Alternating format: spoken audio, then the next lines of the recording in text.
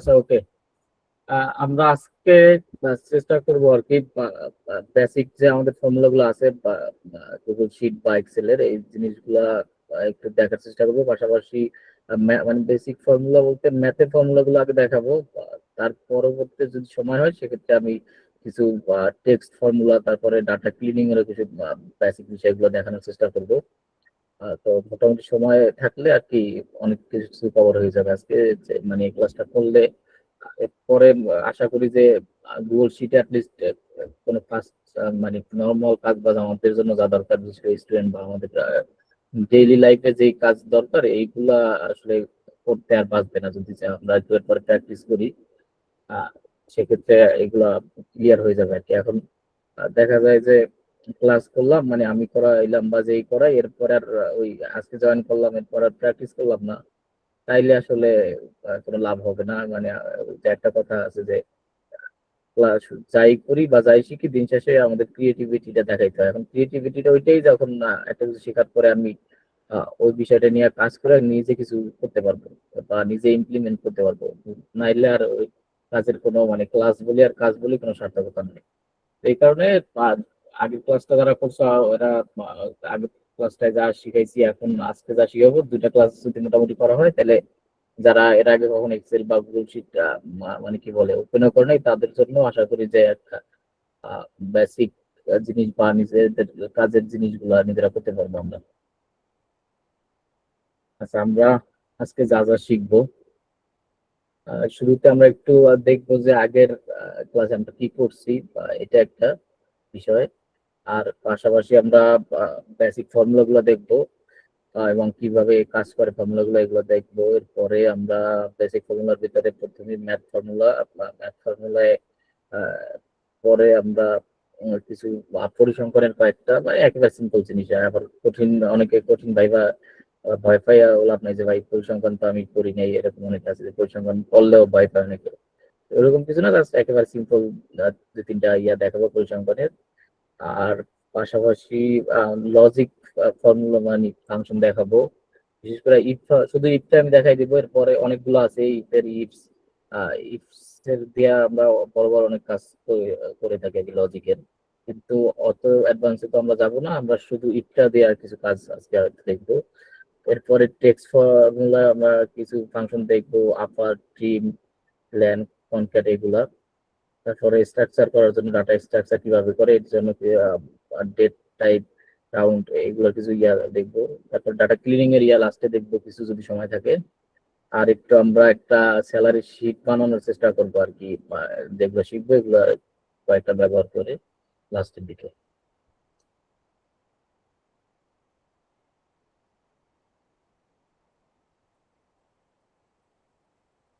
আচ্ছা, আমরা একটু আগের ক্লাসে যা শিখছি যদি কারো মনে থাকে ক্লাস করি, তাইলে শুরু আগের ক্লাসে চেষ্টা করছিলাম যে ইন্টারফেসটা বা নেভিগেশন এই জিনিসগুলো একটু ভালো করে দেখানোর, যাতে আমরা অনেক গুগল শিটটা ওপেন করলে যেন বুঝতে পারি যে আসলে আমাদের কি কি আছে বিষয়গুলো। তো ওই জিনিসগুলো আগের ক্লাস দেখানোর চেষ্টা করছি।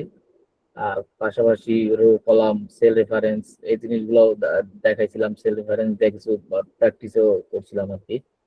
আর তারপর ডাটা টাইপ নিয়ে কথা বলছিলাম যে বিভিন্ন ধরনের ডাটা টাইপ থাকে আমাদের, টেক্সট, নাম্বার, ডেট, তারপরে আরো কিছু এছাড়াও আছে, ওইগুলো দেখাইছিলাম। তারপরে ফরম্যাটিং ও একটু দেখাইছিলাম। না, এগুলো তো একেবারে বেসিক কাজ, সবাই মোটামুটি আমরা ফরম্যাটিং এর বিষয়গুলো জানি যে টেক্সট বোল্ড করা, বর্ডার কালার করা, এগুলো মোটামুটি যারা এর আগে ওয়ার্ড বা অন্যান্য মাইক্রোসফট বা গুগলের সার্ভিস গুলো নিয়ে ক্লাস করছি বা কাজ করছি ওইগুলোর কিন্তু সেমই।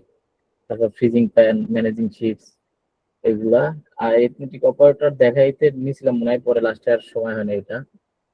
আজকে আমরা চেষ্টা করবো যে ফর্মুলা গুলা কিভাবে কাজ করে এগুলো দেখা, এবং আহ, একটা কি বলে যে মেসি ডাটারে আমরা ক্লিনিং করে কিভাবে আমাদের ব্যবহারের জন্য বা কারেক্ট রেজাল্ট নিয়ে আসতে পারি ডাটার, ওই রকমের আমরা একটা ডাটাকে ক্লিন করতে পারি, ওই বিষয়টা ফোকাস করবো। এখানে মোটামুটি কি কি টপিক এগুলো নিয়ে অলরেডি বলে ফেলছি, যে সাম, এভারেজ বা ইট, এই বিষয়গুলো আমরা শিখবো। আচ্ছা, এখন হলো আমরা শুরুতে যে এক্সেল ফর্মুলা আসলে কিভাবে লিখবো, এটা একটা বিষয় যে আমরা বলি যে এক্সেল বা গুগল শিটের যে দা গোল্ডেন রুলস, মানে আমরা যে কোনো ফর্মুলাই লিখি এটার আগে আমাদেরকে শুরুতে একটা ইকুয়াল সাইন দিতেই হবে, না হলে ওইটার ফর্মুলা হবে না। ওইটা তখন এক্সেল এটাকে কি টেক্সট হিসাবে কাউন্ট করে নিবে।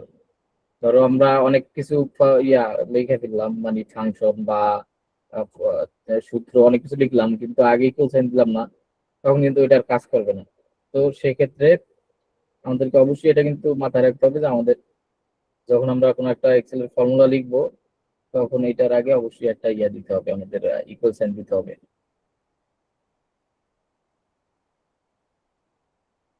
যেমন এই যে আমি এখানে একটু দেখাই দিছি যে ইকুয়াল সাইন দিলে কি হয় আর না দিলে কি হয়। যেমন এই যে শুরুতে আমি এখানে দেখালাম যে সাম B2 থেকে B6, আমরা এরকম একটা ফর্মুলা, এরকম ফর্মুলা আমরা লিখতেই পারি যে এখানে আমরা একটা রেঞ্জ নিছি, একটা কলামের B2 থেকে B6 রো পর্যন্ত নিছি। তো এটা যে আমি যেহেতু আগে ইকুয়াল সাইন দেই নাই, তো এক্সেল বা গুগল শিট এটাকে তখন টেক্সট হিসাবে নিবে, মানে প্লেন টেক্সট হিসাবে ও ধরে নিবে, তখন আর কিন্তু ফর্মুলা আকারে কাজ করবে না এটা। কিন্তু আমি যখন এটাকে ইকুয়াল দিব, তখন কিন্তু এটা ফর্মুলা আকারে কাজ করবে। আচ্ছা, আরেকটা হলো আমাদের যখন ফর্মুলা লিখার সময় আমাদের একটা গুরুত্বপূর্ণ বিষয় হলো সেল রেফারেন্স। আমরা আগের দিন সেলের বিষয়ে বলছিলাম, মানে সেল চিনাইছিলাম আপনাদেরকে যে কোনটা কোন সেল, A2 বা B2, D2, D3 এরকমের সেল গুলো আমরা দেখছিলাম। তো এই সেল রেফারেন্স মূলত দুই প্রকার, একটা অ্যাবসলিউট আর একটা হলো রিলেটিভ। তো আগে দিলাম ওইটা ছিল রিলেটিভ। আর আজকে হলো যে রেফারেন্স আমি সামনে যখন স্যালারি শিটটা বানাবো তখন দেখাই দিব।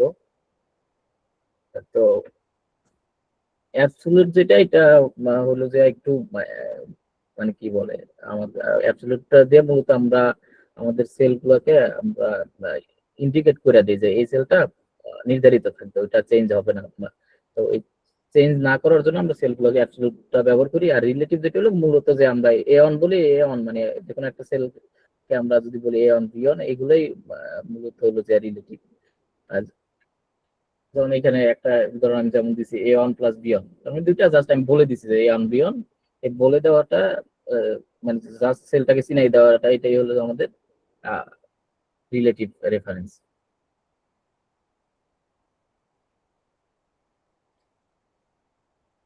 আর আমাদের যে ফাংশন, অনেকের একটা ভয় থাকে আমাদের এক্সেল বা গুগল শিটের কথা বললে যে ভাই সূত্র, তো এত সূত্র কিভাবে মুখস্থ করবো বা এত ফাংশন কিভাবে মুখস্থ করবো, এগুলো তো মনে থাকে না। তো এগুলো তাইলে আমি আমার জীবনে মানে এক্সেলের কাজ হবে না, এরকম একটা ধারণা অনেক মানুষেরই থাকে। তো এই ক্ষেত্রে আসলে মনে রাখার ওইভাবে দরকার নাই। যারা আসলে একটু ম্যাথ করছি তাদের জন্য এমনিতেই ইজি। আর তাছাড়াও মনে না থাকলে আমরা কি কাজ করবো এটা জানলেই হয়, বা বাকিটা এখন ভুলে গেলে এক্সেলই বিল্ট ইন করা আছে ফাংশন গুলো, জাস্ট আমরা একটু এক অক্ষর দুই অক্ষর লিখলে আমাদের সাজেশন চলে আসে যে কোন ফাংশন আমরা নিতে চাই। তারপরে ভুলে গেলে এআই তো আছেই, মানে যে কোনো একটা এআই টুল জাস্ট জিজ্ঞেস করলেই হবে যে আমি এটা করতে চাই, কোন ফাংশন বা কোন ফর্মুলা ইউজ করব। এটা নিয়ে প্যারা খেলাপ নাই, এবং এক্সেলে মোটামুটি সব ফাংশন গুলাই বিল্ট ইন করা আছে আমাদের। আচ্ছা, আমি একটু এখন একটু দেখি আর কি কিভাবে ফর্মুলাটা শুরু করতে হয়। আচ্ছা, আমরা এটা একটা শিট আমাদের, এইখানে যদি আমি ফর্মুলা লিখতে যাই, এই শুরুতে আমাকে এরকম একটা ইকুয়াল সাইন দিতে হবে। তারপরে আমি যদি সাম লিখি, এই যে যা বললাম যে আমাদের অনেক ফাংশন বিল্ট ইন করা, এবং এটা সাজেশন দেখাবে আমাদের। এই যে আমি এস লিখলাম, এস রিলেটেড যত ফাংশন আছে এখানে চলে আসতেছে। তো আমি সাম যদি লিখি, সাম সাম লিখলাম, তারপরে এখানে আমি যেটা লাগবে ওটা ক্লিক করলে চলে আসে, বা এমনিতে আমরা ফার্স্ট ব্র্যাকেট দিলেই ওই ফাংশন চলে আসে। তারপরে আমরা ফর্মুলাটা নিয়ে আমাদের কি কি অপশন আছে ফর্মুলা, এটাও আমাদেরকে সাজেশন দেখাবে। এখানে যেমন আমি সাম দিলাম, এখন আমি সাম দিয়ে কি করতে পারবো, অনেক যোগ করতে পারবো। তো যোগ তো আর কয়েকটা ভ্যালু আমরা যোগ করতে চাই। এখানে যেমন দেওয়া আছে ভ্যালু 1, তারপরে কমা, ভ্যালু 2, কমা, এইভাবে পরে এই যে ডট ডট দেওয়া নিয়ে অনেকগুলো নিয়ে করতে পারবো। তো আমি যদি এখানে একটা ভ্যালু লিখি 6 লিখলাম, এরপরে আমরা চাইলে আহ, যদি আমাদের আগে এরকম থাকে আমরা জাস্ট রেঞ্জটা দিয়ে দিলি এটা হয়ে যায়। অথবা যদি আমরা চাই কমা কমা দিয়ে আমরা লিখতে পারি B6 লিখলাম, পরে 7 লিখলাম, কমা, এইভাবে আমরা যত ইচ্ছা দিতে পারবো। আর আমরা যদি কোনো ফর্মুলার আসলে না বুঝি, তখন এই যে এখানে একটা অপশন দেখা যেতেছে, এই অ্যারোটা, তো এটা দিলে এই যে নিচে আমাদের এক্সপ্লেইনটা দেওয়া থাকে যে এক্সপ্লেন, এক্সাম্পল সব দেওয়া থাকে একটা ফর্মুলা কিভাবে কাজ করে এটা। যেমন সামের কি কি আছে এখানে এক্সাম্পল দেওয়া আছে যে A2 থেকে A100, মানে এটা একটা রেঞ্জ দিয়ে দিছে A2 থেকে A100। এই রেঞ্জের ভিতরে যত আমাদের ডাটা থাকবে, ডাটা আবার টেক্সট ডাটা না, যে আমাদের নিউমেরিক ডাটা যেগুলো থাকবে মানে নাম্বার, এগুলো সব ও যোগ করে নিবে এখানে। আমরা যদি এরকম একটা রেঞ্জ দিয়ে দিই, এবং আরো ডিটেলস এখানে নিচে আছে, এটা এই যে হেল্প অপশন আছে নিচে একটা, ওইটা দিলে ওইখানে আরো ডিটেলস এটার সম্পর্কে লেখা আছে। তো আমরা এটা একটু ইকুয়াল ছাড়া দিয়ে দেখি, তাহলে দেখা কি আছে দেখি। সাম দিলাম, আমাদের কোনো সাজেশন আসতেছে না, কিছু আসতেছে না। তারপরে আমরা ব্র্যাকেট দিলাম, তাও কিন্তু কিছু আসতেছে না। এখন যদি 6 7 লিখি, আমি এন্টার দিলাম, এখানে কি আমি যা দিছি তাই টেক্সট হিসেবে চলে আসছে, কিন্তু আলটিমেটলি আমরা যেটা চাইছিলাম যে যোগ করা, ওইটা কিন্তু আর হয়নি। তো এই কারণে আমরা আমাদের সবসময় ফর্মুলার আগে ইকুয়াল দিতে হবে। ইকুয়াল দিলাম, এখন কিন্তু আমার এটা ফর্মুলা হিসাবে নিয়ে নিছে, আর যোগ করে দিয়েছে।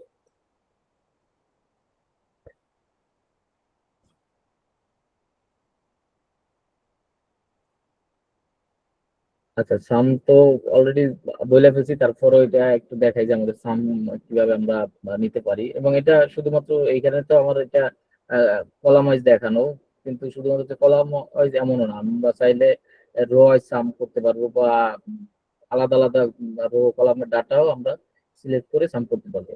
তো এইখানে যেমন আমরা একটা, আমাদের একটা দেওয়া আছে যে একটা স্টুডেন্টের এক্সাম স্কুল দিলাম, এটা তো এখানে আমি এখানে মানে ধরে নিয়েছি এ আর বি দুইটা কলম। তো B2 থেকে B6 পর্যন্ত যে ডাটাগুলো আছে, আমরা যদি এরকম ইকুয়াল যে সামটা দেই, তাহলে সবগুলো যোগ করে 433 রেজাল্ট আসবে।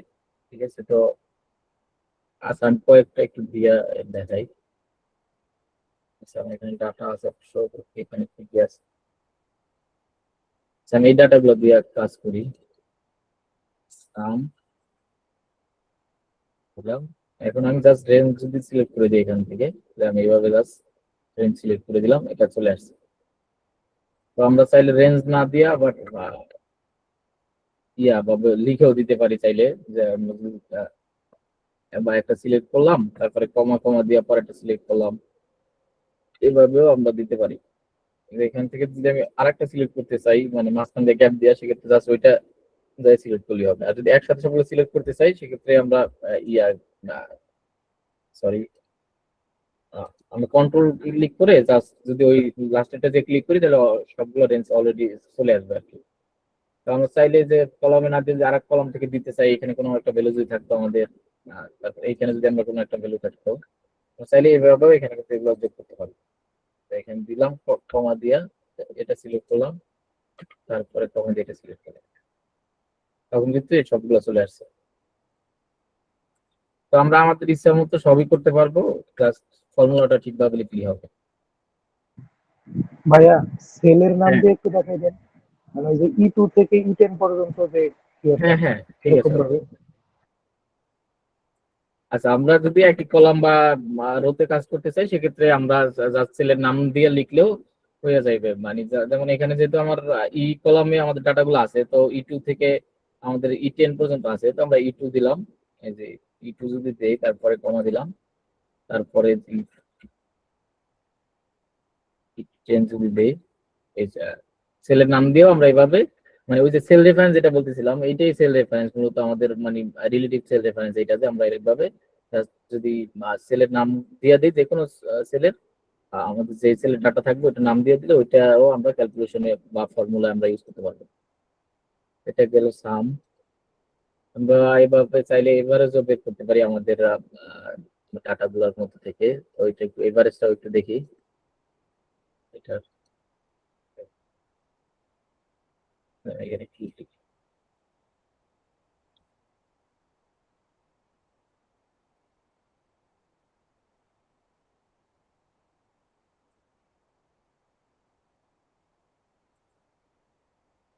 এভারেজ আমরা এখান থেকে এটা দিয়ে দিলাম। ওই এই ডাটাগুলোর এভারেজ ছিল 479।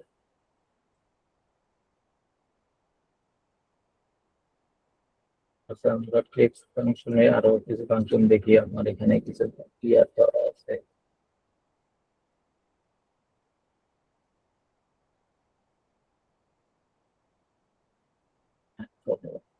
আচ্ছা, এখানে আছে মিন ম্যাক্স কাউন্ট। আচ্ছা, আমরা একটু গুণবাদটা একটু আগে দেখি। এখানে আমরা চাইলে গুণবাদও সেম ভাবে আমরা করতে পারি।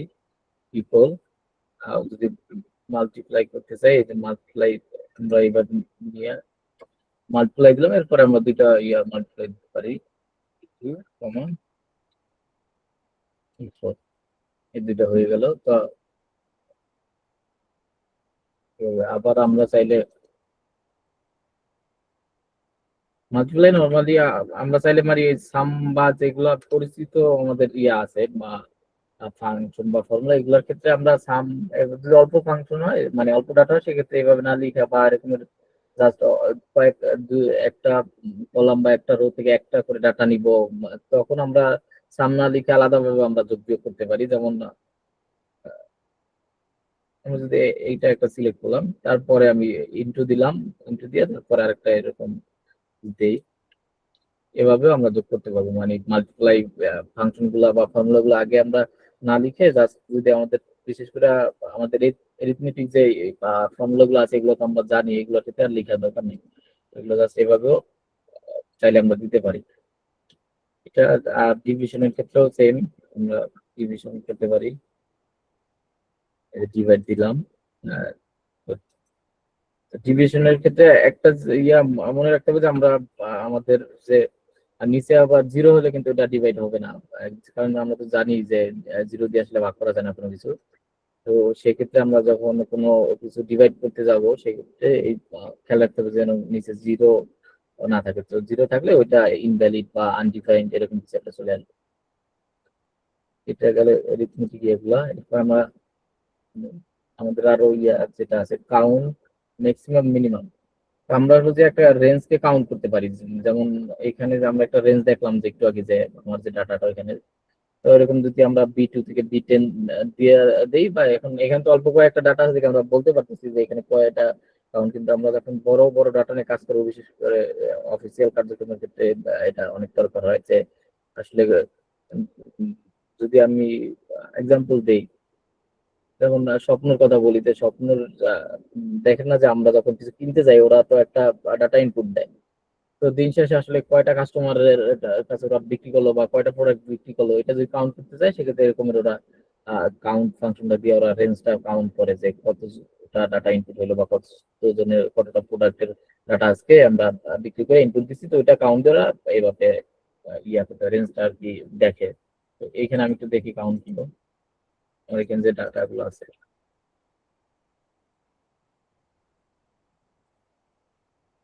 কাউন্ট আমি একটু বড় কোনো ডাটা আছে কিনা দেখি এখানে। আচ্ছা, এখানে মনে হয় অনেক ডাটা আছে, তো আমরা এইখান থেকে দেখি কাউন্ট ফাংশনটা, ঠিক আছে।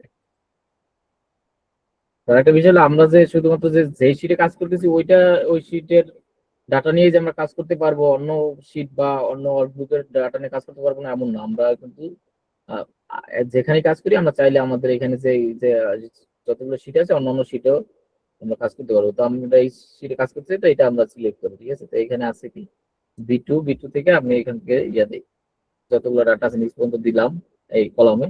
এখন যদি আমি কাউন্ট দিই, না,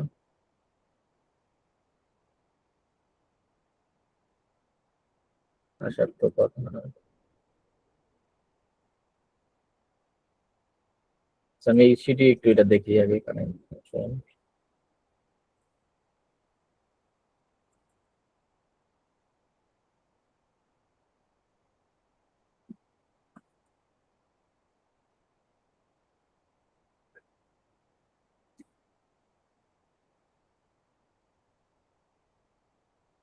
এই যে এমন জায়গায় দিলাম, এবার এটা তো আসতেছে না কেন? আচ্ছা, ডাটা এখন একটা ঝামেলা আছে, আমি অল্প কয়েকটা ডাটা নিয়ে দেখি এখানে।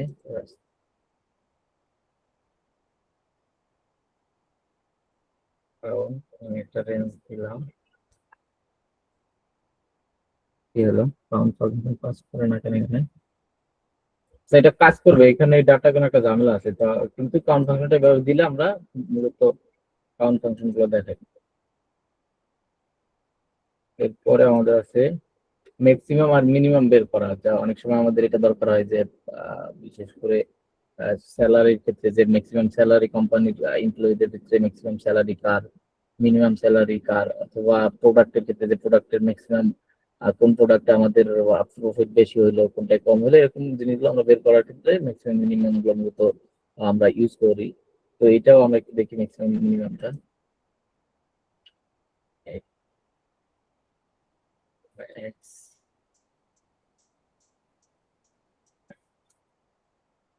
এখানে যদিও সবগুলো আহ, একই ডাটায় যেন ইয়ে আসতেছে, তো আমরা 200টা সহ দেই, তাইলে আর একটু ইয়ে হবে যেতে।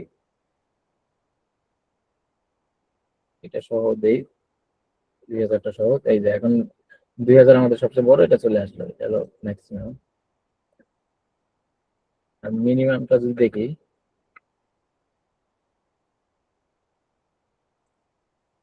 ওই মিনিমাম এই ক্ষেত্রে 300 আমাদের এখানে মিনিমাম ডাটা, এই জন্য 300 চলে আসছে।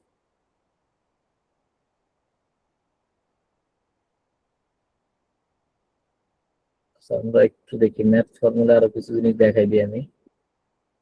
মূলত আমাদের আসলে ম্যাথ ফর্মুলার ক্ষেত্রে বেশি লাগে, সামটাই বেশি লাগে আর কি।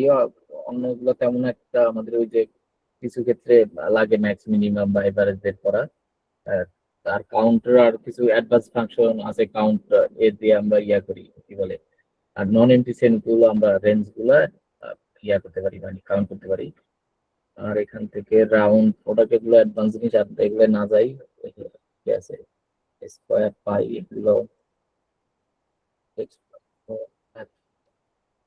আচ্ছা, ম্যাথ ফর্মুলা আমরা এগুলোই দেখি আর কি। এরপরে আচ্ছা, ম্যাথ ফর্মুলা নিয়ে কারো কোনো কোশ্চেন আছে কিনা?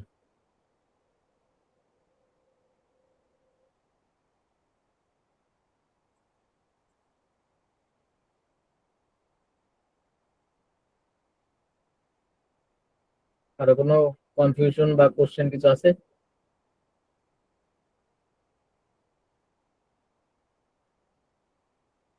আচ্ছা, আমরা তাহলে পরবর্তীতে ইয়া করি না বা ভাইয়া। আচ্ছা ঠিক আছে, আমি ইটটা আগে দেখাবো নাকি? আচ্ছা, ইটটা একটু দেখি আমরা। ইটটা মূলত একটা লজিক্যাল ফাংশন। এটা আমরা কোনো মানে এক কথা বলতে গেলে যে বিভিন্ন প্রশ্ন করার জন্য আমরা ব্যবহার করি, যে এটা সঠিক কিনা বা ভুল কিনা, বা এটা হলে এটা হবে কিনা, এরকম জিনিসগুলো আমি যখন ব্যবহার করি তখন আমরা ইফ ফাংশন কন্ডিশনাল যে জিনিসগুলো আছে এগুলোর ক্ষেত্রে আমরা ইফ ফর্মুলাটা ব্যবহার করি। মানে আমরা কোনো ডিসিশন মেকিং করার ক্ষেত্রে তখন ইফ ফর্মুলা বা ইফ এর অ্যাডভান্স আছে, ইফ এস, এগুলো আমরা ব্যবহার করি। এবং আমাদের আহ, মানে এটা অনেক বেশি লাগে এক্সেল বা ডাটা অ্যানালাইসিস বা এরকম বিভিন্ন সফটওয়্যার তৈরি করার ক্ষেত্রে। প্রোগ্রামিং এ আমরা যখন সফটওয়্যার করি, তো এগুলোর ক্ষেত্রে তখন ইফস এর অনেক ব্যবহার আছে। তো ইফটা আমরা কিভাবে লিখবো? ইফ যখন আমরা ইকুয়াল সাইড দিয়ে ইফ লেখার পরে শুরুতে আমরা কন্ডিশনটা দিতে হবে আমাদের। কন্ডিশনটা দেওয়ার পরে যে তারপরে কন্ডিশন কি হবে, যেমন আমরা যদি বলি যে 40-এর থেকে 50 বড় কিনা, এটা আমরা এখন গ্রেটার দেন দিলাম যে 40, তারপরে লেস দেন, আর তারপরে দিলাম যে 50। তো সেক্ষেত্রে কি, যে এই যে কন্ডিশন দিলাম এটা ট্রু কিনা, এর মানে আমরা কন্ডিশনটা দেওয়ার পরে আমরা যখন কমা দিব তখন আমাদের দিতে হবে যে এটা যদি ট্রু হয় তাহলে আমরা কি দেখাইতে চাইতেছি বা কি প্রিন্ট করতে চাইতেছি বা আউটপুট কি চাইতেছি। তো এইখানে আমরা ডাবল কোটেশনের ভিতরে ট্রু হলে কি আউটপুটটা সেটা দিব। আর এখানে মেইনলি যদি টেক্সট লিখি আমরা, স্ট্রিং বা টেক্সট যেটা বলি আমরা, মানে টেক্সট কিছু লিখলে তখন এই আমাদের কোটেশনে দিয়ে দিতে হবে। আর যদি আমরা ভ্যালু দেই, মানে নিউমেরিক কিছু, তখন আর কোটেশন না দিলেও হবে। আর এরপরে আবার কমা দেওয়ার পর আমাদের এটা আসবে যে আমরা যদি এটা সত্যিটা তো আগে লিখলাম যে সত্যি হইলে কি দিব, যদি সত্যি না হয়, যদি মিথ্যা হয়, সেক্ষেত্রে আমরা কি দিব, ওইটাও আমরা এর পরবর্তীতে লিখে দিব। এই তিনটা মূলত ইফ এর ক্ষেত্রে আমাদের অপশন থাকে, মানে ফর্মুলার ক্ষেত্রে। সেই যে নিচে আমি দেখালাম যে আর কোশ্চেন কন্ডিশন যদি ট্রু হয়, তো ধরো আমরা দুইটা ভ্যালু যদি লিখি, তো সেক্ষেত্রে আহ, যদি ট্রু হয় তখন শো ফার্স্ট ভ্যালু। তো আমাদের যদি ট্রু হয় তাহলে প্রথম ভ্যালুটা দেখাবে, আর যদি ফলস হয় তাহলে আমাদের পরবর্তী ভ্যালুটা দেখাবে। এটাই মূলত ইফ এর কাজ। তো এখানে নিচে কিছু এক্সাম্পল লিখে দিচ্ছি আমি, যে যেমন আমরা যদি চিন্তা করি যে বি টু একটা আমাদের সেল আছে, ওই সেলে কোনো একটা নাম্বার আছে, এটা মূলত আমাদের গ্রেড বা মার্কের যে রেজাল্টের মার্ক ওইটার একটা এক্সাম্পল দেওয়া, যে B2 তে আমাদের যে কোনো একটা মার্ক দেওয়া, ওইটা 50 সমান বা বেশি যদি হয় সেক্ষেত্রে আমরা এখানে বেশি হলে পাস দিব। শুরু কন্ডিশনটা কি ট্রু, তার মানে যদি 50-এর বেশি হয় তাইলে আমরা এখানে আমাদের এখানে এটা দেখাবে যে পাস, আর যদি 50-এর কম কোনো নাম্বার হয় সেক্ষেত্রে দেখাবে ফেল। তো এটাই যে এই যে এই পাশে আমি একটু ডিটেলস লিখে দিলাম যে মার্ক 50-এর যদি বেশি হয় তাহলে পাস, আর এলস মানে কি, ইফ আর এলস দুইটাই মূলত আমরা ইফ এলস কন্ডিশন বলি একসাথে। এটা যে যদি সত্য হয় তাহলে ইফ এর যে if দেখাবে, আর যদি সত্য না হয় এলস, তখন আমাদের ফলস টা দেখাবে। এরপরে যে আরো কয়েকটা আমি লিখলাম, তো আমরা একটু এটা দেখি পাস ফেলেরটা।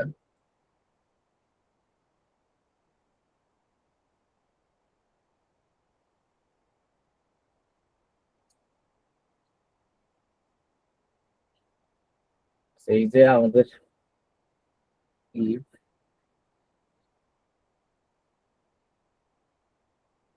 এইখানে আমি একটু ইয়া করছিলাম যে কিছু আইডি দিয়ে দিছি, আর এখানে আমরা এটা জাস্ট চেক করবো যে আমাদের আইটি সোসাইটির মেম্বার কিনা, এটা আমরা চেক করব। তো এখানে কন্ডিশন কি দিলাম আমরা, যে এই যে আমি একটু কন্ডিশনটা দেখাই এইখানে। তো এখানে E2 সেলে যে ডাটাটা আছে ওইটা যদি আমাদের যে ফাংশন আমাদের একটা নাম্বার আমরা দিয়ে দিছি, এটা মূলত 62025, মানে এটা 25 সালের আমাদের যে আইডি ওইটার মধ্যে একটা আইডি করা আমাদের 25 সালে যারা আমাদের মেম্বার হয়েছে। এটা যেহেতু আমরা 25 সালে যাদেরকে মেম্বার বানাইছি এদেরকে অবশ্যই 25 থাকবে আমাদের, যেহেতু সালটা আমাদের মেম্বারদের ভিতরে দেওয়া থাকে। এর নিচে যদি থাকে তো সেক্ষেত্রে কিন্তু এটার কন্ডিশন, মানে কেউ ভুল দেয় আইডি, সেক্ষেত্রে আমাদের আর মেম্বার হবে না। ওইটাই মূলত এখানে দেওয়া ছিল, তো এই যে আইডিটা দিলাম, তারপর আমি কন্ডিশনটা দিলাম এখানে যে যদি ট্রু হয় সেক্ষেত্রে আমার এখানে প্রিন্ট করবে যে টিসিআইটিএস মেম্বার। আর যদি আমাদের কন্ডিশনটা যদি ভুল, মানে এটার কন্ডিশন না ম্যাচ করে সেক্ষেত্রে এখানে কি নট মেম্বার। এখানে আমি যে ইয়াগুলো দিছি,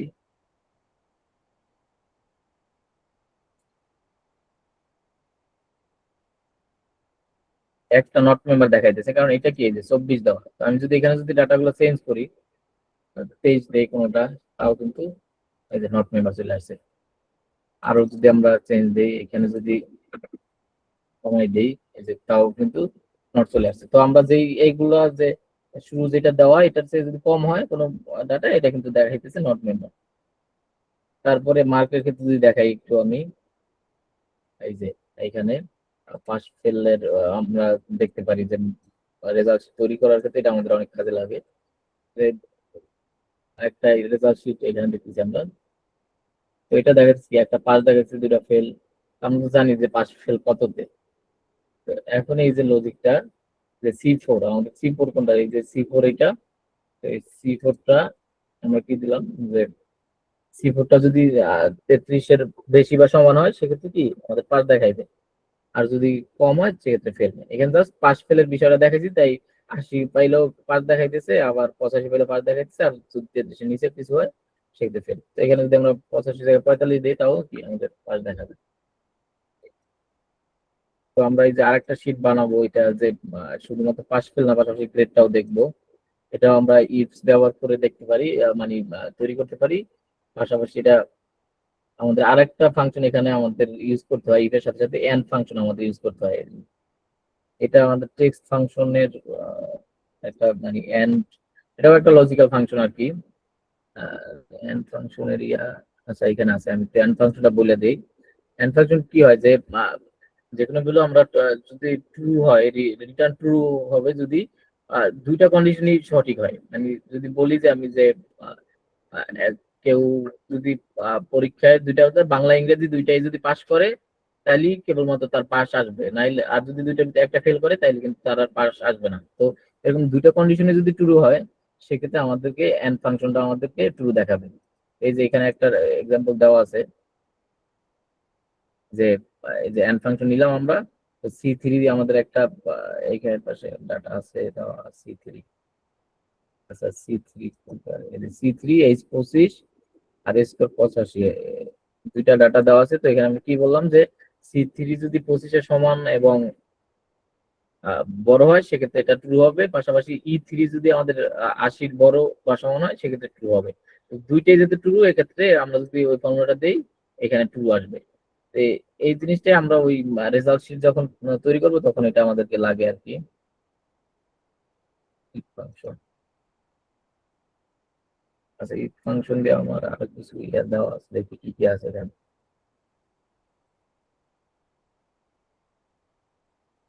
এগুলো একটু বড় ফাংশন। আচ্ছা ইফটা আমরা বুঝতে পারছি কিনা, ইফ বেসিক জিনিসটা বুঝতে পারছি কিনা, ইফের লজিকটা।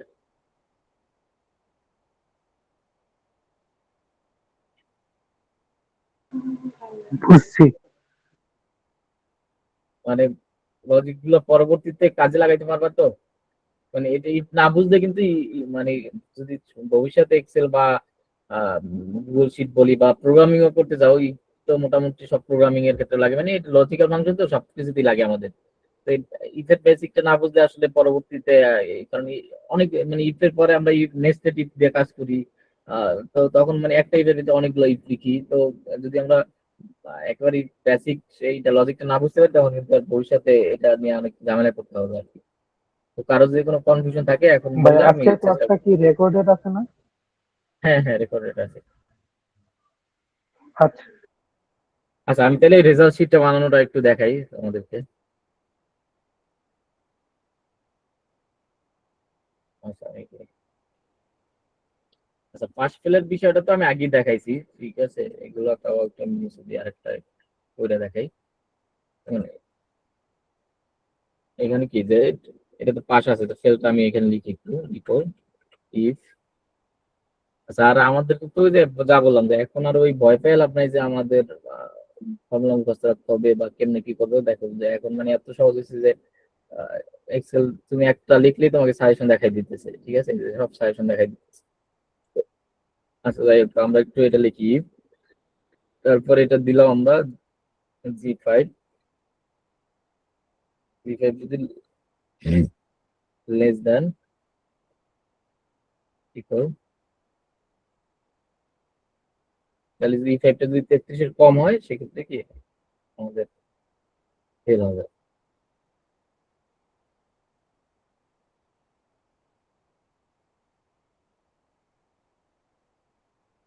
আচ্ছা, আচ্ছা, আমরা এটা দিই যদি জি5 গ্রেটার দেন ইকুয়াল 33, মানে 33-এর বড় বা যদি সমান হয় সেক্ষেত্রে আমরা প্রিন্ট করবো যে পাস। আর যদি ছোট হয় সেক্ষেত্রে আমরা দিব ফেল।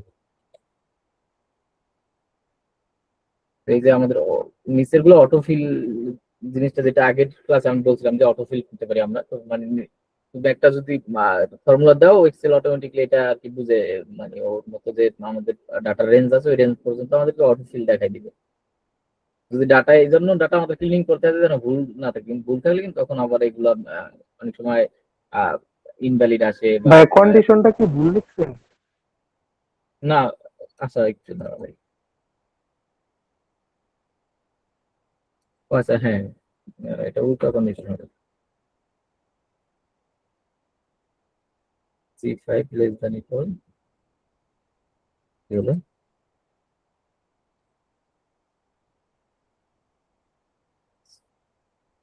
C5 সেখানে প্রথমে ফেল হবে আর কি।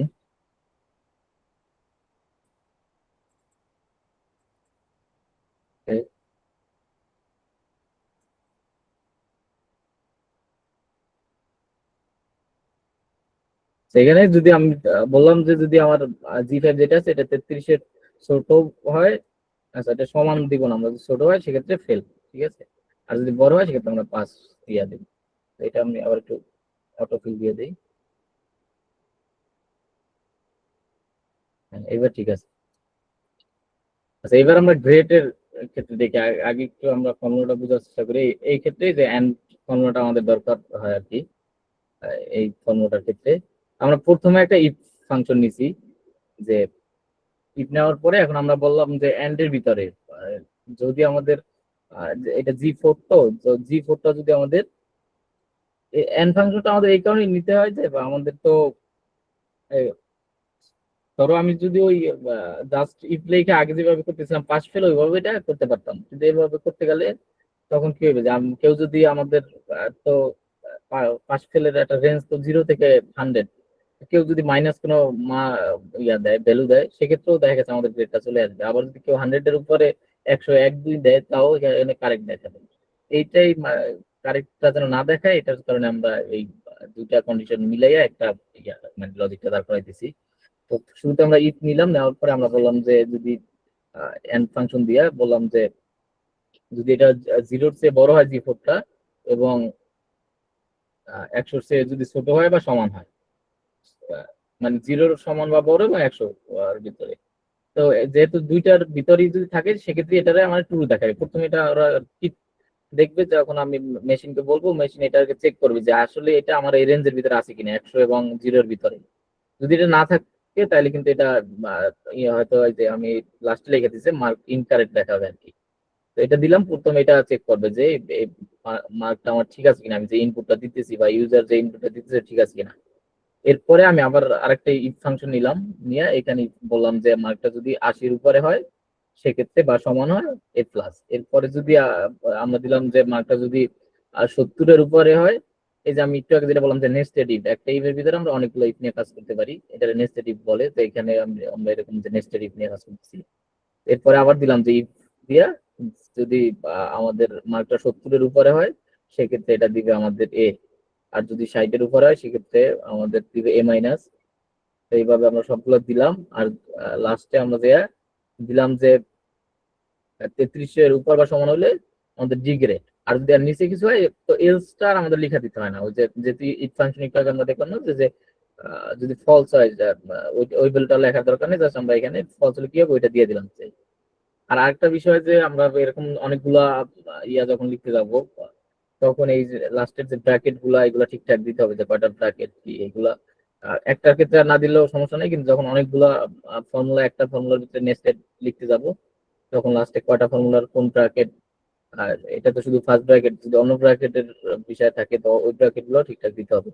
তো এই যে আমরা এন্ড ইয়াতে তো ইফ এই শুরু যে ইফের তো দুইটা কন্ডিশন থাকে। এই প্রথম কিন্তু আমরা দিলাম যে এন নিয়ে একটা কন্ডিশন দিলাম, এরপরে আবার দিলাম, তো এই সবগুলো গেল আমাদের আহ, কি বলে যে প্রথম যে আমরা ট্রু হইলে কি দিব, এরপর যদি ট্রু ওই যে এন্ডের যে নিলাম এটা ট্রু না হয় তাহলে আমরা কি দিলাম যে মার্ক ইনকারেক্ট লেখা আছে। তো এটা দিলে এটা এই যে তো এখানে আমি যদি চেঞ্জ করে দেখি, আমি যদি এখানে 102 দেই সেক্ষেত্রে এখানে কি আসছে যে মার্ক ইনকারেক্ট লেখা আসতেছে আমাদের।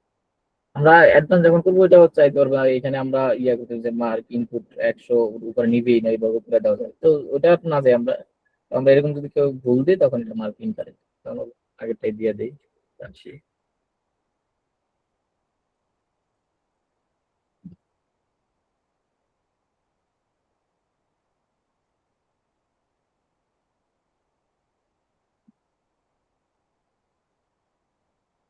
কি হলো?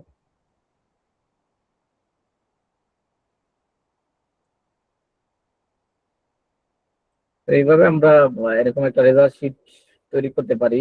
এটা হোমওয়ার্ক দিব আমি আর কি রেজাল্ট শিট তৈরি করার জন্য।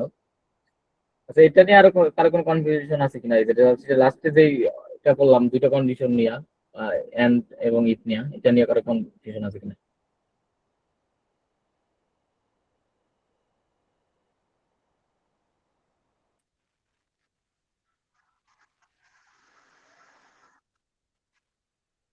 ও নওরিং কোনটা, মানে আগেরটা বুঝো নাই নাকি লাস্টে যেটা দেখাইলাম?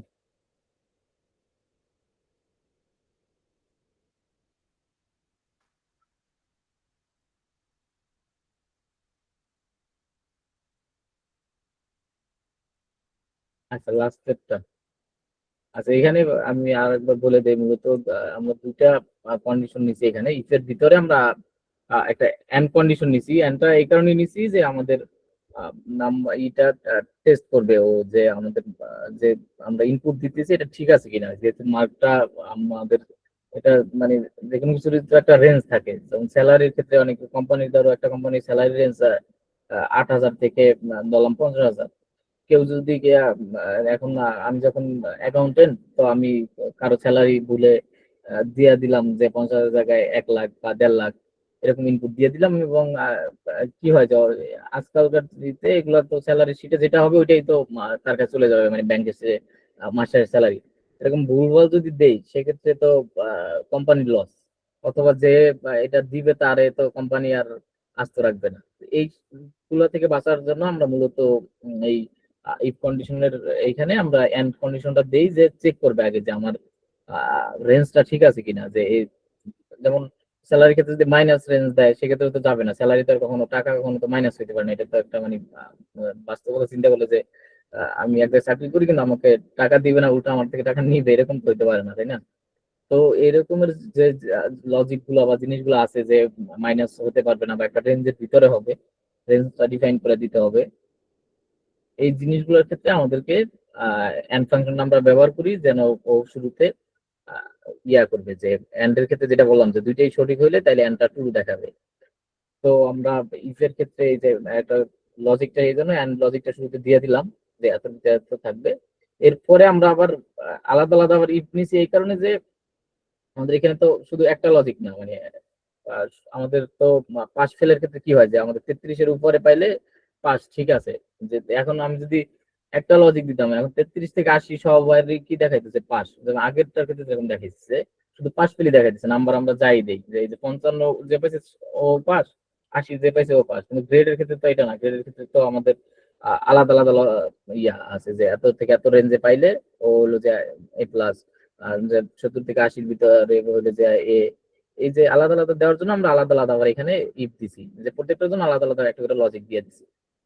এইগুলো দেওয়ার পরে লাস্টে যে আমরা কি করছি যে এই লজিক গুলো চেক করার পরে ও আইসা ওই এন্ডের যে এটা দিছিলাম ওইটা দেখবে যে সবগুলো ইয়া করার পরে আর যদি এই এন্ডের তো আবার দুইটা ফাংশন, একটা তো এটা রেঞ্জটা দেখলো, এরপর লাস্টে এসে আবার আমাদেরকে দেখবে যে মার্কটা আসলে ভুল দিছে কিনা। যদি এখানে চেক করার পরে যদি ভুল দেয় সেক্ষেত্রে ইনকারটা দেখাইবে, আর যদি ঠিক দেয় সেক্ষেত্রে এই লজিক গুলার ভিতরে আসবে। এই লজিক গুলো আসার পরে যেই লজিকটার ট্রু হবে ওইটাই ও এখানে দেখাইতেছে। এটাই গ্রেডের ক্ষেত্রে আর কি, যে আমরা নেস্টেড লুপ বা আমরা সামনে যদি তোমরা ম্যাথে পড়ো তাহলে হয়তো বা আইসিটি তে পড়ছো যে নেস্টেড লুপ, লুপের ক্ষেত্রে এরকম অনেকগুলো আমরা ইয়া দিয়ে কাজ করি, ফল লুপ হয় লুপ নিয়ে। এটা আর কি এই ইফের ক্ষেত্রে এটা কাজ করে আর কি। আচ্ছা, ইফে আর কি কি দেখানো যায়? আচ্ছা, আর বেশি না যাই ইফ নিয়ে আমরা। আচ্ছা, এরপরে আমাদের হলো যে টেক্সট ফর্মুলা গুলো আমরা একটু দেখি, যে আমাদের টেক্সট ফর্মুলা অনেক ক্ষেত্রে আমাদের চেঞ্জ করতে হয় আর কি। বিশেষ করে আমরা যখন কোনো টেক্সট ডাটা গুলা ইনপুট দেই তখন এই ডাটা গুলা আর কি ভুলভাল বা আহ, সেটা আমি যদি মানে বাস্তব উদাহরণ দিই, যে তোমাদের থেকে আমরা যখন গুগল ফর্মটা দেই বিভিন্ন ক্লাসের আগে বা যখন আমরা সদস্য সদস্য নিচ্ছি তখনও হয়েছে কেউ দেখা গেছে নাম লিখতে যাইয়া ভিতরে স্পেস দিয়া ফেলছে, কেউ হলো যে আহ, নামের নর্মালি কি হয় যে শুরুতে বড় হাত হবে এটা আমরা আপার কেস দেই নাই অনেকে, প্রপার হয় নাই। এরকম না অনেক ভুলভাল থাকে। তো এরকম আমরা যখন কোনো ডাটা কোথাও থেকে কালেক্ট করবো বা কেউ আমরা নিজেরাও ইনপুট করার ক্ষেত্রে এরকম ভুলভাল দিতে পারি। তো অনেক ডাটার ক্ষেত্রে হইলে তখন এগুলো তো আলাদা আলাদা চেঞ্জ করাও সমস্যা। তো এই ক্ষেত্রে আমরা এই ডাটা গুলাকে আমরা ঠিকঠাক করার জন্য আর কি আমাদের মেজার গুলা দেখার জন্য ডাটার আপার কেস লোয়ার কেস ঠিক করার জন্য আমাদের কিছু ফাংশন আছে, এইগুলো আমরা ব্যবহার করি। একটা হলো আপার ফাংশন। আপার ফাংশনটা আমরা মূলত ব্যবহার করি যে আমাদের যে টেক্সট গুলো আছে কোনো টেক্সট যদি পুরোটা একটা সেলে সব টেক্সট আপার কেস করা লাগে, অথবা একটা কলামের সব টেক্সট গুলো আপার কেস করা লাগে, তখন আমরা এই আপার ফাংশনটা ব্যবহার করি। তো এটা একটু দেখি আমি আপারটা টেক্সট সব।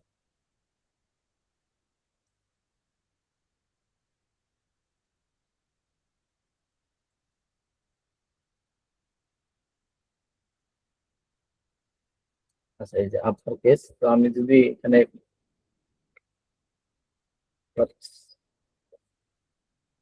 আপার দিলাম, এই আমি যদি এই সেলের ইয়াগুলো আমরা আপার কেস করতে চাই তো এটা দিলাম। এই যে আসিফ মাহমুদ, এটা পুরোটা আপার কেস হয়ে গেছে, মানে যত ইয়ে আছে টেক্সট গুলো মানে ওয়ার্ড গুলো আছে লেটার গুলো সব আমাদের আপার কেসে গেছে। সেম লোয়ার কেসও আমরা চাইলে করতে পারি, তো লোয়ার কেসটা এখানে দেই আমি।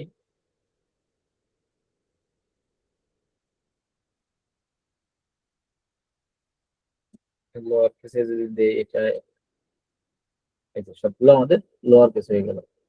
তারপরে আমাদের,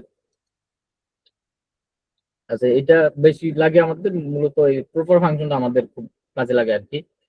প্রপার ফাংশনটা মানে কি হয় যে আমাদের নামের ক্ষেত্রে সাধারণত যে ফার্স্ট লেটারটা আমাদের কি ক্যাপিটাল লেটার করি, তারপরে বা যতগুলো অর্ডার আছে প্রত্যেকটা ফার্স্ট লেটার ক্যাপিটাল লেটার হবে, এরকমের আমরা প্রপার ফাংশনটা দিয়ে এই কাজগুলো আমরা করি আর কি।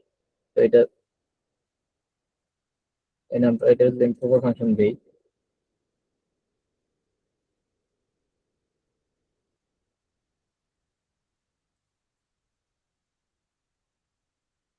এই যে এটা প্রপার ফাংশন হয়ে গেল। তো এটা অনেক ক্ষেত্রে যেটা বললাম যে গুগল শিট নাম দেওয়ার ক্ষেত্রে অনেকে ফার্স্ট নেমে ঠিক লাগলে লাস্ট নেমে যে ঠিক লাগবে না, বা অনেক সময় মিডল নেম ভুল রাখে, এরকম মানে ভুলভাল দেই। তো এই অনেকগুলো ডাটাগুলো আমরা ক্লিনিং করার ক্ষেত্রে এই ফাংশন গুলো আর কি লাগে। আর এটা একটা বিষয় যে লেন ফাংশন, লেন ফাংশনটা মূলত আমরা ব্যবহার করি যে আমাদের কয়টা অক্ষর আছে যে কোনো একটা টেক্সটের ভিতরে, বা যে কোনো একটা বাক্য সেন্টেন্সের ভিতরে কয়টা টেক্সট আছে এটা যদি আমাদের কখনো দেখতে হয়, এইটা এই লেন্থটা দেখার কারণে জন্য আমরা মূলত লেন ফাংশনটা ব্যবহার করি। এই এইখানে এটা আমরা একটু লেন ফাংশনটা দেখি। লেন ফাংশন দিলাম, তো এই স্যালারিতে এখানে করে এই যে 19টা দেখাইতেছে। ও এখানে কিন্তু শুধু ইয়া নিতেছে না, মানে কি বলে যে আমাদের যে অক্ষর আছে এগুলো নিতেছে না, এখানে যদি স্পেস থাকে আগে পরে স্পেসটাও এখানে কিন্তু কাউন্ট করবে। যেমন এখানে মাঝে যে স্পেসটা আছে এটার ওরা ও একটা ইয়া ধরে নিছে আর কি, এই কারণে সব মিলিয়ে টোটাল 19টা হয়েছে।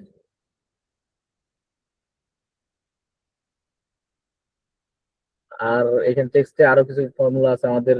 একটা যেটা আমার ডাটা ক্লিনিং এর ক্ষেত্রে সবচেয়ে আমাদের বেশি লাগে, ট্রিম ফাংশন।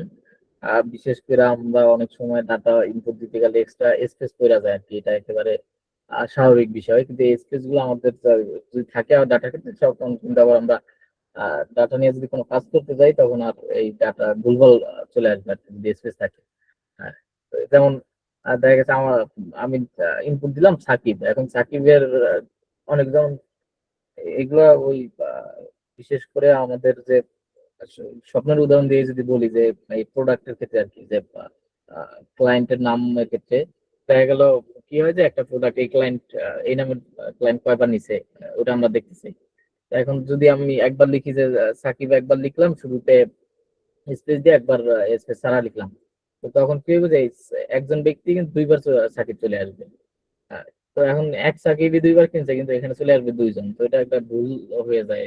তো আমরা ডাটা অ্যানালাইসিস করার ক্ষেত্রে এই কারণে আমাদের যে ডাটা গুলা ঠিক করা মানে স্পেস গুলা বিশেষ করে রিমুভ করার জন্য আমরা এই যে তিন ফাংশনটা ব্যবহার করি। তো এখানে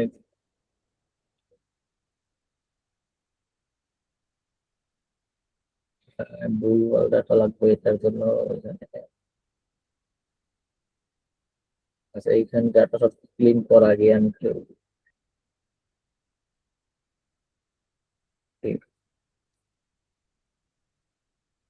এই যে এইটা দেখি আমি একটু এখানে তিন ফাংশনটা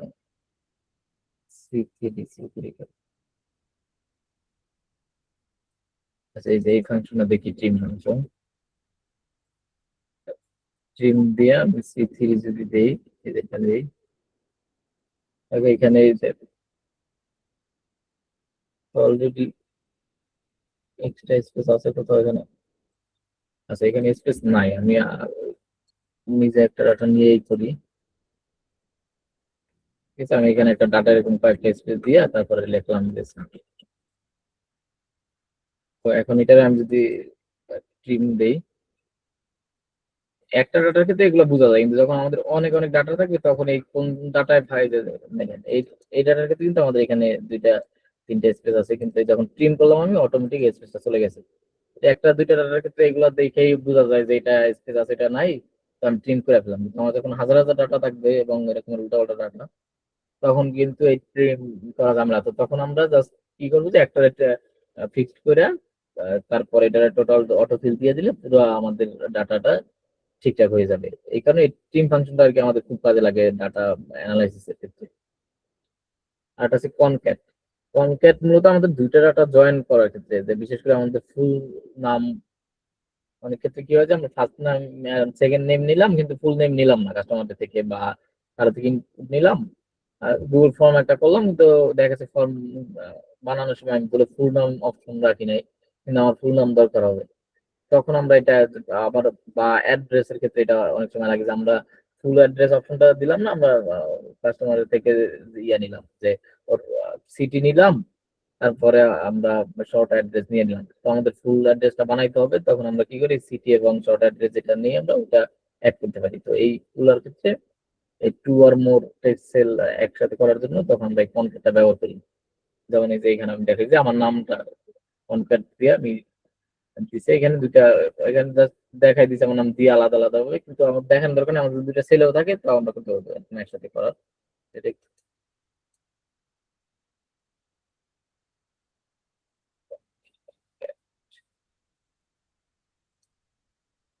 আচ্ছা, এই যে এই নামগুলো আমরা এই যে কনক্যাট দিয়ে করতে পারি এটা। দেখি একটু।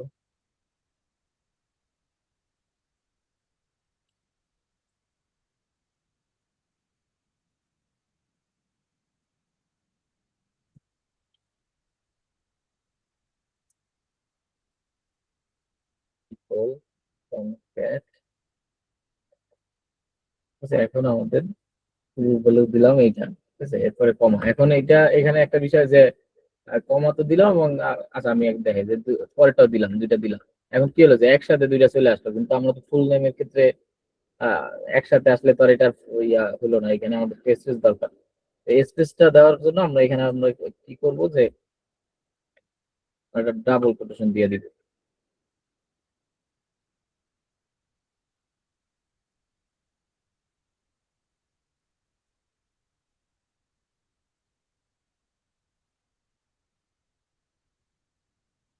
কি হলো আসলে এটা?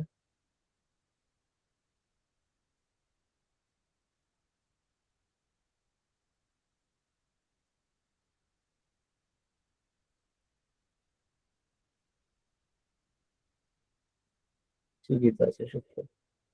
আচ্ছা, ওই যে দেওয়া আছে এভাবেই দেখে আমি, এই যে আমরা দিলাম শুরুটা, তারপরে এ টুটা দিলাম, এরপরে এই যে ডাবল কোটেশন দিয়ে আমরা একটা স্পেস দিয়ে দিছি, যার স্পেসটা দিয়ে মূলত ডাবল কোটেশন না দিলে কিন্তু আবার এটা আসবে না স্পেসটা। ডাবল কোটেশন দিলাম, এরপর বি টু দিলাম, এটা যখন আমরা কনক্যাট বা কনক্যাটিনেট দিয়া করাও এটা যায়, যে কোনো একটা দিয়া করলেই হয়।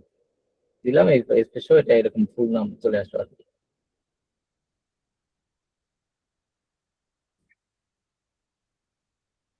এরপরে আমরা আরো কিছু বিষয় আছে, যেমন অনেক সময় আমাদের আবার ফুল নেমকে অনেক ইয়া করতে হয়, মানে ভাঙতে হয়, যে তখন আমরা চাইলে এরকমের লেফট যে আমাদের ইয়া আছে ফর্মুলা, এটা দিয়ে আমরা আহ, যে কোনো কিছু মানে বাম পাশ থেকে আমরা চাইলে কয়েকটা আলাদা করতে পারি। যেমন এখানে একটা দেখাই দিচ্ছে গুগল লেখাটা আছে, তো আমরা চাইতেছি কি যে গুগল লেখার ফার্স্ট তিনটা লেটার আমরা আলাদা করবো। সেক্ষেত্রে আমরা যদি লেফট এটা দিয়ে দিলাম, তারপরে আমরা ইয়া করে দিই, ইন্ডিকেট করে দিই, তখন এটা আলাদা হয়ে যাবে। এটা একটু দেখি, এইখানে দেখি লেফট ফাংশন, আমরা এটা, তারপর আমরা কয়টা আলাদা করতেছি এটা দিলাম, যে তিনটা অক্ষর আলাদা করতেছি, এই যে তিনটা অক্ষর আমাদের আলাদা হয়ে গেছে। সেম আমরা রাইট ফাংশন দিয়ে করতে পারি। তারপরে মিড ফাংশন আছে, যে যে আমরা মিডল থেকে কোনো ইয়া আলাদা করতে চাই, ওটাও করতে পারি। আচ্ছা, এগুলো গেল। এখন একটু আমরা ডাটা ক্লিনিং এর একটু বিষয়গুলো দেখি। টেক্সট ফাংশনে আর কিছু আছে কিনা একটু দেখি। আচ্ছা, এখানে আরো কিছু জিনিস আছে, যেমন এক্সাক্ট ম্যাচ দেখতে পারি আমরা, যে দুইটা আহ, নাম বা দুইটা ভ্যালুর ভিতরে এক্সাক্ট ম্যাচ কিনা ওটা আমরা এক্সাক্ট ফাংশন দিয়ে দেখতে পারি আর কি। আর এখানে টেক্সট ফর্মুলা, ফাইন্ড প্রপার তো দেখছি। ফাইন্ড মূলত আমরা ফাইন্ড আর রিপ্লেস এগুলো করতে পারি, যে কোনো একটা কিছু খোঁজা, তো এই জিনিসগুলো আর না দেখে এখন এক্সট্রাকশন দেখো।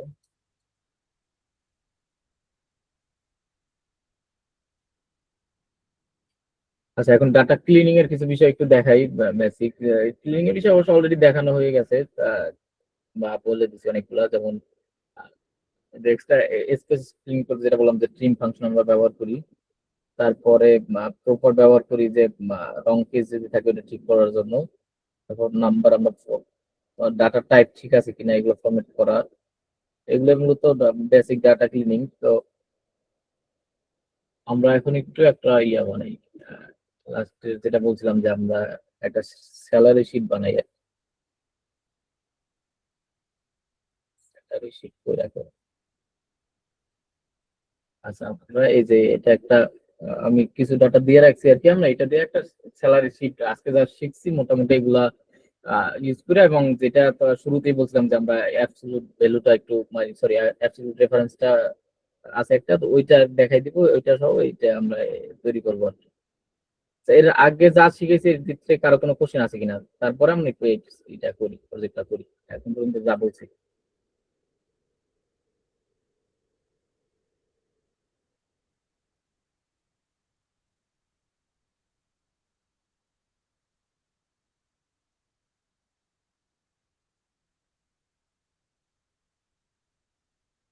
নাই কারো কোনো কোশ্চেন?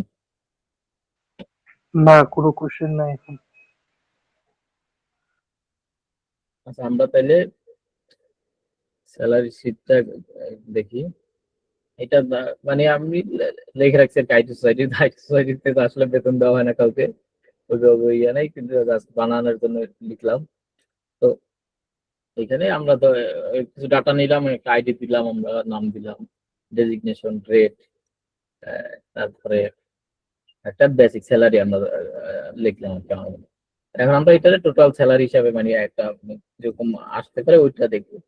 তো এখন একটা স্যালারি কি হয় যে একটা হাউস রেন্ট থাকে, মেডিকেল অ্যালাউন্স থাকে। তো এই বিষয়গুলো আমরা একটু আমি কিছু জিনিস দিয়ে দিছি, এগুলারে এখন আমি জাস্ট কাউন্ট করবো। তো হাউস রেন্টটা হলো যে আমাদের যে বেসিক স্যালারি 40%, তো এটা আমি দিলাম। তো দেওয়ার পরে এখন এটা করার জন্য কিভাবে করবো কে একটু আমরা বলতে পারি যে কিভাবে করতে পারি?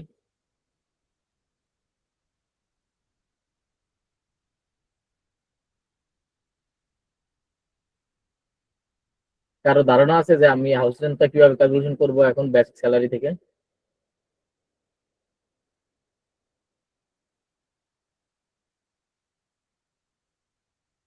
অ্যাটেন্ডেন্স হবে, আর একটু পরে অ্যাটেন্ডেন্স শিট দেওয়া হবে। ক্লাস আর বেশি নাই হয়তো, লাস্টের দিকে একটা অ্যাটেন্ডেন্স শিট দেবে। আকাশ বা নাদিয়া কেউ থাকলে একটু 5 মিনিট পরে অ্যাটেন্ডেন্স শিটটা দিয়ে দিও। আচ্ছা, এখানে হাউস রেন্টটা মূলত আমরা বেসিক স্যালারির সাথে ইয়া করি, 40% যেহেতু বেসিক স্যালারির সাথে আমরা এটা তাহলে ইয়া করবো, গুণ করবো। তো বেসিক স্যালারিটা দিলাম, তারপরে ইন্টু 40%। তো এটা আচ্ছা, অটো ফিলটা আমরা এখন দিব না, আমরা পরে দিই এটা। তো চলে আসলে এটা হাউস রেন্ট।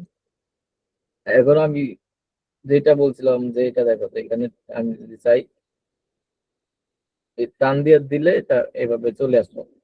এখন এটা ঠিক আছে কিনা, 12,000-এর 10% কত, 5% কত, এটা ঠিক আছে কিনা। এখন এইটাই জিনিসটা অনেক ক্ষেত্রে চেঞ্জ হয়ে যায়।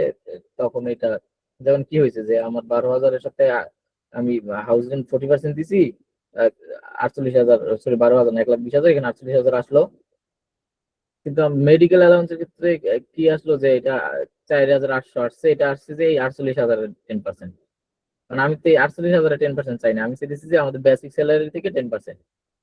এইটার ক্ষেত্রে আমাদেরকে কি করতে হয় যে আমাদের এইটাকে রেফারেন্স দিয়ে দিতে হয় যে আমাদের বেসিক যে স্যালারিটা এটা নির্ধারিত থাকবে। আমরা এখানে 10%টা চেঞ্জ হবে, কিন্তু আমাদের বেসিক স্যালারিটা চেঞ্জ হবে না।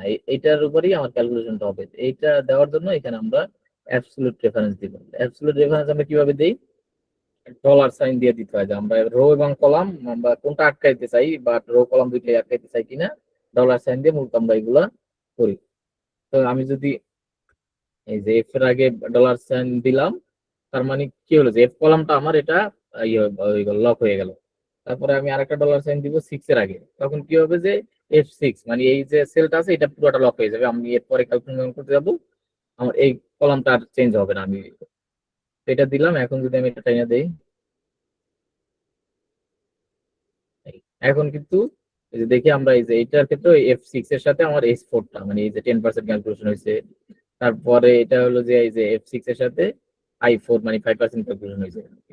আর আগে যদি আমরা রেফারেন্স না দিই তখন কি হবে যে ও এইদিকে যখন দিব ও একবার হলো যে কলাম চেঞ্জ হবে, একবার রো চেঞ্জ হবে। রেফারেন্স শুধুমাত্র যে আমরা ওই যে দুই পাশে দিয়া করতে করতে হবে এমন নয়। অনেক ক্ষেত্রে আমাদের শুধু কলামটা লক করলেই হয়, আমাদের রো লক করার দরকার নাই। সেক্ষেত্রে আমরা এই যে পরে দেখবো আমি, সেক্ষেত্রে আমরা শুধু যদি রোটা আমরা ওপেন রাখতে চাই সেক্ষেত্রে 6 এর আগের ডলার সাইনটা আমরা দিব না। আর যদি আমরা কলামটা ওপেন রাখতে চাই সেক্ষেত্রে কলামের আগে যে এফ এর আগে যে ডলার সাইন এটা আমরা দিব না, তাইলে ওইটা ওপেন থাকবে আর কি। আচ্ছা, মেডিকেল অ্যালাউন্স এটা তো আহ, আমি একটা দিয়ে রাখলাম আর কি, তো এটা আর ইয়ে না করি। এটা সব ক্ষেত্রে সেম হবে, তো এটা আর ক্যালকুলেশন করবো না। আহ, এখন হচ্ছে প্রভিডেন্ট ফান্ডটা একটু 10% থাকবে।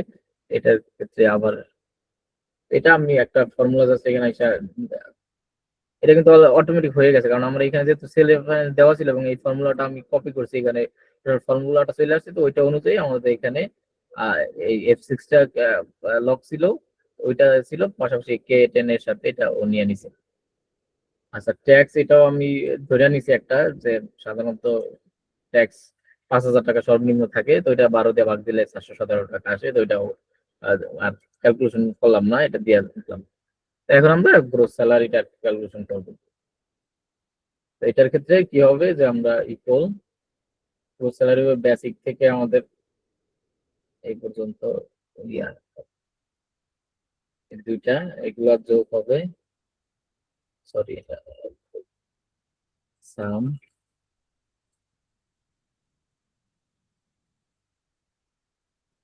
এরপরে মাইনাস, তারপরে মাইনাস হবে আমাদের ট্যাক্স। এটা আমাদের গ্রোস স্যালারি চলে আসলো। এখন আমরা একটু আরো কিছু জিনিস ইয়া করবো, যে এখন মাসে তো 30 দিনই কাজ করি না, আমাদের ওয়ার্কিং ডে তো ইয়া থাকে, মানে অফ ডে থাকে। তো আমরা চাইলে মাসে কয়দিন আমরা আমাদের ওয়ার্কিং ডে ওটাও আমরা এখানে ক্যালকুলেশন করতে পারি। মানে এটার ওই হিসাব করে বাইর করার দরকার নেই যে কোন মাসে কত ওয়ার্কিং ডে, এটা আমরা জাস্ট মাসটা দিয়ে দিলে অটোমেটিকলি ইয়া করে নিতে পারে আর কি, ওয়ার্কিং ডে এটা ক্যালকুলেশন করে নিতে পারে।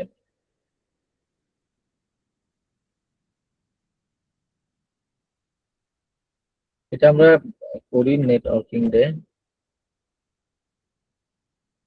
এটার জন্য আমরা এই ফাংশনটা ব্যবহার করি, নেট ওয়ার্কিং ডে। এটা ইন্টারন্যাশনালটা দিলাম আমি, নেট ওয়ার্কিং ডে দেওয়ার পরে এখন এখানে আমাকে একটা বিষয় করে দিতে হবে যে আমাদের মানে যেহেতু এটা 26 সালের ইয়া মাস, জানুয়ারি মাস, সরি ইয়া এপ্রিল, এটা ইন্টারন্যাশনাল ডেট, তো তো এটা এপ্রিল মাসের আর কি। তো এপ্রিল মাসটা দিয়ে তো শুরু, এটার ক্ষেত্রে আমাদের প্রথমে শুরু ডেটটা দিয়ে দিতে হবে, শুরু ডেটটা দিলাম। এরপর আমাদেরকে এন্ড ডেট দিতে হবে, তারপর আমাদের দিয়ে দিতে হবে যে আমাদের ইয়া আপডেটটা কোন কোন দিন আর কি। তো আমাদের বাংলাদেশে যেহেতু ইয়া দিন অফ ডে হয়,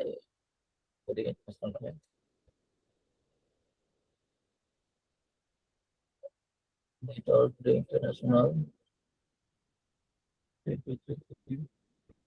7 ফর্মুলা ইউরো,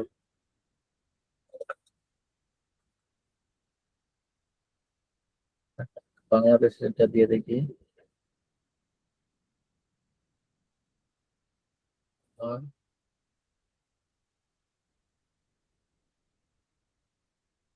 আচ্ছা এটা বাংলাদেশে আসছে। তো 22 দিন আমাদের এপ্রিল মাসে, 2 দিন করে আমরা যদি বাদ দিই তাহলে 22 দিন আমাদের ওয়ার্কিং ডেটা আসলো।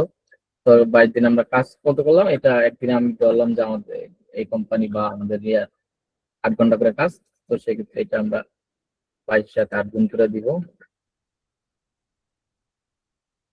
আর একটা বিষয় হলো তো 176 ঘন্টা তো এপ্রিল মাসে কাজের হিসাব আর কি নর্মালি, তো অনেকে বেশি কম করে না কোম্পানিতে কাজ, তো আমি ধরলাম যে কারো ক্ষেত্রে যে আহ, কেউ একজন দেখা গেছে বা এই নামের যে আছে বা সভাপতি 185 ঘন্টা কাজ করছে, যে বেশি করছে, তো দিলাম। তো সেই ক্ষেত্রে এখন এখানে ওভার টাইমটা আমাদের ক্যালকুলেশন করতে হবে। ওভার টাইমটা এটা তো সিম্পল, জাস্ট আমরা আমাদের যে টোটাল ঘন্টাটা আছে এটার সাথে যত ঘন্টা কাজ করছি এটা মানে মাসের যত ঘন্টাটা আছে কাউন্ট করলাম ওটা মাইনাস করে দিব, তাহলেই আমাদের ওভার টাইমটা চলে আসবে। আর্টিফিশিয়াল ওভার টাইমের তাহলে যেহেতু আমি বেশি করছি তাহলে এটার জন্য তো আমার পে করবে কোম্পানি, তো এটা আমি এখানে কত পে হইলো এটা তো আমি একটা ধরে নিলাম যে 1 ঘন্টার জন্য 350 টাকা দেয়, ধরে নিলাম ওভার টাইম। তো সেক্ষেত্রে এটা ক্যালকুলেশন করি, এটা কিন্তু 9 ঘন্টা, এটা এই মোটামুটি আমাদের এইটা এখন আমরা টোটাল টোটালটা হবে এখন কি আমাদের গ্রোস যে স্যালারিটা আছে এটার সাথে যোগ হলো যে আমাদের ওভার টাইম, এই দুইটা। ঠিক আছে, তো এখন একটা ঝামেলা এখানে আছে যে ওভার টাইম তো সবাই বেশি কাজ করে না, কেউ কেউ তো কম কাজও করে, মানে অলস মানুষজন তো কোম্পানিতে থাকে তাই না। তো সেক্ষেত্রে যদি আমি এখানে কম ঘন্টা করে মানে আমার মাসের আমাদের যে ঘন্টাটা এটা তো 176 ঘন্টা, এখন কেউ যদি 150 ঘন্টা করে বা 160 ঘন্টা করে তাহলে তার ওভার টাইম দিব না। এবং ওভার টাইমটা তো আমরা এগুলো যখন অটোমেটিক দিয়ে রাখবো তখন এখানে কি মাইনাস চলে আসবে, তো মাইনাসের জন্য তখন তো এটা আমাদের ঠিকঠাক ক্যালকুলেশন আসবে না এখানে। এই কারণে আমাদের একটু আহ, এই ফর্মুলা এখানে ফাংশন দিয়ে একটু চেঞ্জ করতে হবে। তো এটা আর একজনেরটা একটু লিখি আমি। এখন চাইলে আমরা কি ওই যে যেটা বললাম যে অ্যাবসলিউট রেফারেন্স দিলে আমরা এবং অটো ফিল দিয়ে আমরা এগুলো কিন্তু ফিল আপ করে দিতে পারবো। কিন্তু এখন এটার ক্ষেত্রে কিন্তু দিলে হবে না আমার, কারণ আমি রেফারেন্সটা দিছিলাম আছে যে যখন আমি কলাম ওয়াইজ অটো ফিল দিতে গেলাম এখানে দেখা গেছে ভ্যালু দেখাচ্ছে আমার, মানে যেমন এইটার ক্ষেত্রে ভ্যালু আসতেছে না, এটার ক্ষেত্রে আসতেছে না, এটার ক্ষেত্রে আসলেও ভুলভাল আসতেছে। তো এই জন্য আমাদেরকে এটার ক্ষেত্রে আমাদের রেফারেন্সটা আর কি ঠিকঠাক দিতে হবে। তো আমরা মানে আগের ক্ষেত্রে আমরা কি করছি যে যেহেতু রো ওয়াইজ করছি আমরা এই এটাকে যে আমরা কি বলে যে 12,000 যে বেসিকটা ওইটারে আমরা আহ, নির্দিষ্ট করে দিছিলাম, কিন্তু এখন যখন নিচের জনের ক্ষেত্রে করবো তার ক্ষেত্রে তো আর 12,000 না, তার ক্ষেত্রে তো 9,000। সেক্ষেত্রে আমাদের রেফারেন্সটা দিতে হবে কি যে আহ, আমাদের এর যে কলামটা ওইটা ফিক্স থাকবে কিন্তু আমাদের রো গুলো চেঞ্জ হবে নিচে। এই কারণে এখানে রেফারেন্সটা আর কি প্রথমটার ক্ষেত্রে আমি চেঞ্জ করতাম, কিন্তু প্রথমটা ওইভাবে দেখালাম রো ওয়াইজ কিভাবে কাজ করে, কলাম ওয়াইজ দিয়ে আর পরে অটো ফিল্টার দিতে। সেক্ষেত্রে যদি আমরা দেই, এটা দিলাম, এখন এখানে আমাদের এক্স কলামটা আমাদের নির্দিষ্ট থাকবে কিন্তু রো গুলো চেঞ্জ হবে। তো আমরা এফ এর আগে একটা ডলার সাইন দিয়ে দিই, একটু 40%। এখন আচ্ছা অটো ফিল গুলো পরে দেখি আমরা একটু ইয়াগুলো করি। তো এই ক্ষেত্রে আবার আমরা এই দিকে যখন দিব তখন কিন্তু আবার ঝামেলা হয়ে যাবে যে পরেরটার সাথে চেঞ্জ করবো, এই কারণে আমাদের একটা একটা করে আলাদা লিখে পরে অটো ফিলটা আবার মানে কলমের ক্ষেত্রে একভাবে লিখতে হবে আর রোর ক্ষেত্রে আবার আলাদা লিখতে হবে।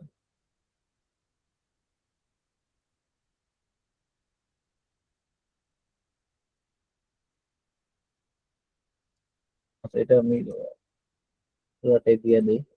আর আরেকটা বিষয় হলো আমরা যখন রেফারেন্সটা দিব ওরকম আলাদা আলাদা না দিয়া যদি কিবোর্ডের F4 যেটা আছে আমাদের কিবোর্ড এটা দিলে অটোমেটিকলি মানে বিশেষ করে যখন পুরো আছে ওটা লক করে দিব তখন F4টা দিলেই অটোমেটিকলি দুইটাই লক হয়ে যাবে, মানে আলাদা আলাদা ডলার সাইন দেওয়ার দরকার হয় না আর কি।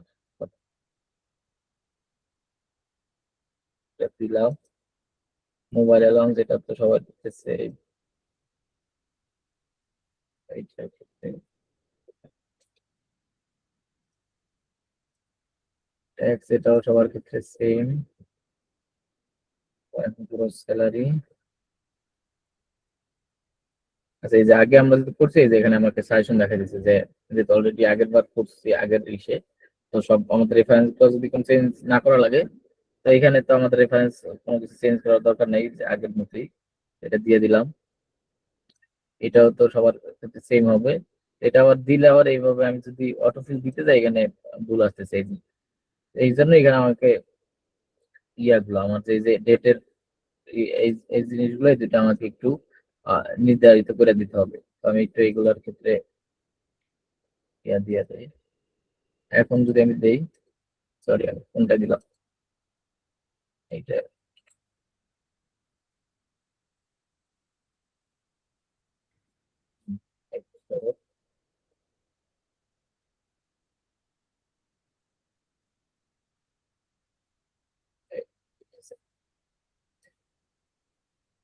নাম্বার অফ এটাও সেম হবে। এটার ক্ষেত্রে আমার রেফারেন্স দিয়ে দিতে হবে N6।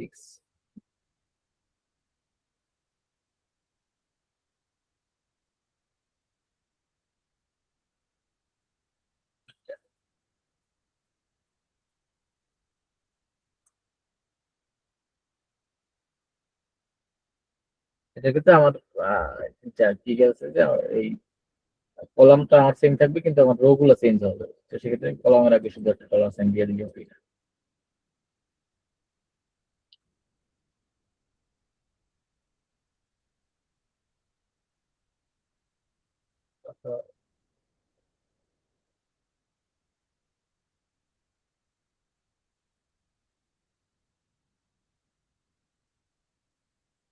আচ্ছা, O5টাও নির্ধারিত থাকবে। O5 এটা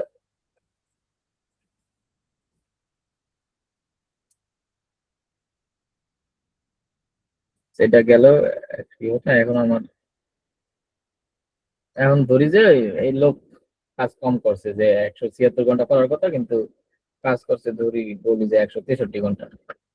তো তার মানে কি, এখন আমি যদি এখানে ওই আগের মতো ক্যালকুলেশন করি যে এটা থেকে এটা মাইনাস দিয়ে দিই, সরি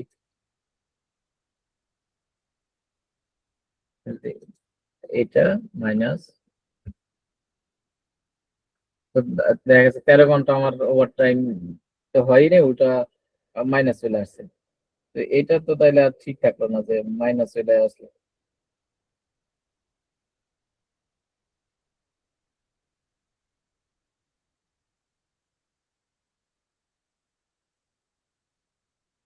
তো এটার জন্য আমাকে এখানে একটা ইফ ফাংশন দিয়ে দিব যে যদি ওভার টাইম কারো না থাকে, মানে আমাদের যে নাম্বার অফ আওয়ার আছে মান্থলি, ওটা যদি কেউ কম থাকে সেক্ষেত্রে তাকে মাইনাস দেখাবে না, ওটা আমাদের ক্যালকুলেশন করবে না, এটা একটা জিরো ভ্যালু দিয়ে দিব আর কি।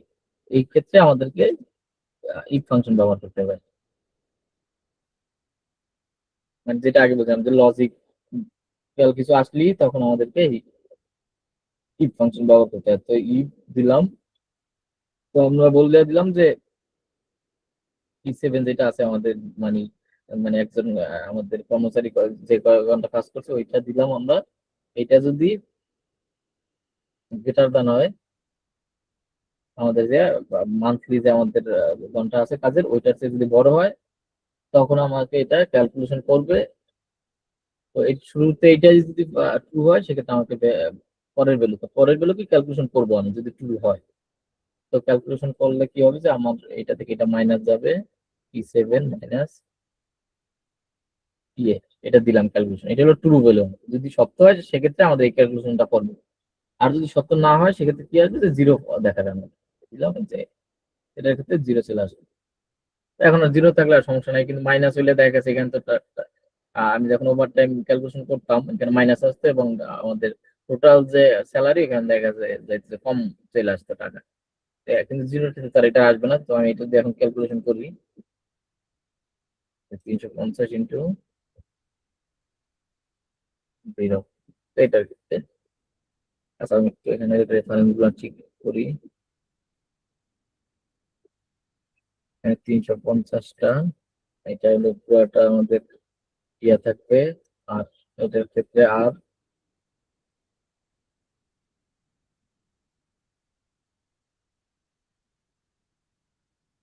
সরি না, আর ফোরটা আমাদের টোটালটা লক থাকবে। আর কিউ এর ক্ষেত্রে কিউ আমাদের কলামটা লক থাকবে, রো গুলো চেঞ্জ হবে। তো এগুলো আমি রেফারেন্স দিয়ে দিলাম, এখন আমি একটু এগুলো অটোফিল করি দিই।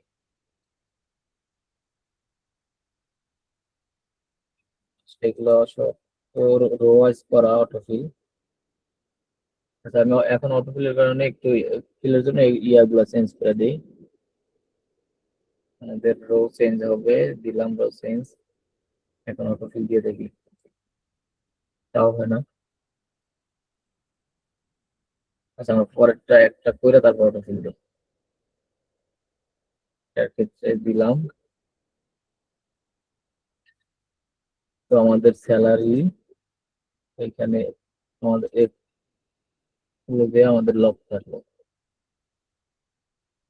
লক করলাম ইন্টু 40, 40 টাকা এখানে আমাদের লক করে দিতে হবে, কারণ নাইলে নিচে চলে যাবে। 40টা লক করে দিলাম। এইবার আমাদের সবগুলা এই যে অটো ফিল, মানে যেহেতু আমাদের রেফারেন্স গুলো ঠিকঠাক দিচ্ছে, এখন অটো নিয়ে নিছে। এটার ক্ষেত্রেও যদি এখন আমরা একটু একবার ঠিকঠাক দেই, ইকুয়াল টু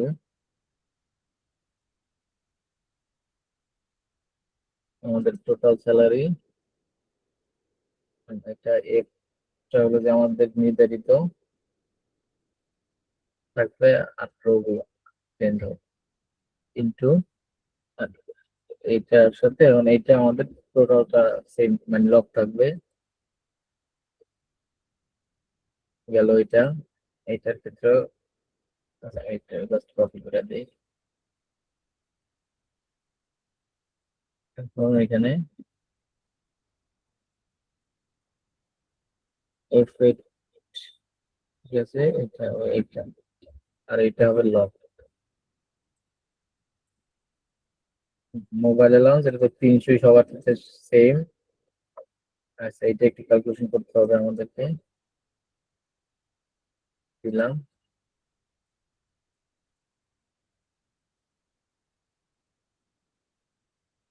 এটার ক্ষেত্রে হবে যে K10,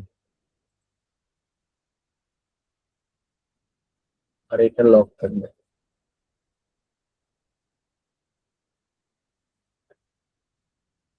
আর ট্যাক্সটা সবার ক্ষেত্রে মানে সেম থাকবে এটা।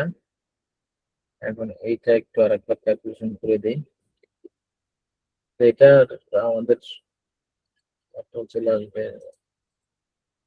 এটার রেফারেন্স দরকার নেই কারণ এগুলো সবগুলো ক্ষেত্রে সেম। এইটা ওয়ার্কিং ডে সবার জন্য 22 দিনে হবে, এটা সেম।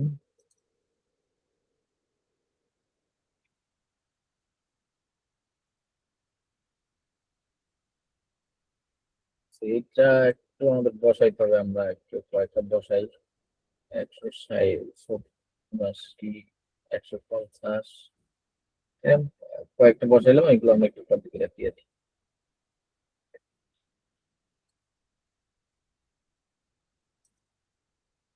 160,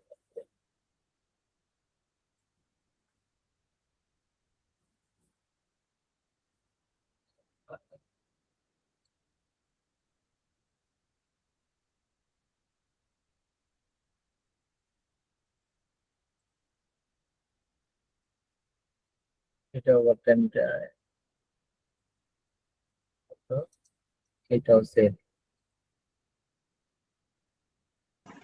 আচ্ছা মাইদুল ভাই, আমি একটু করে ইন্টারাপ্ট করতেছি, সরি। হ্যাঁ হ্যাঁ, বলো। আজকের ওই অ্যাটেন্ডেন্স শিটটা দিয়ে দিছি, সবাই সময় মতো ফিল আপ করে নেবে।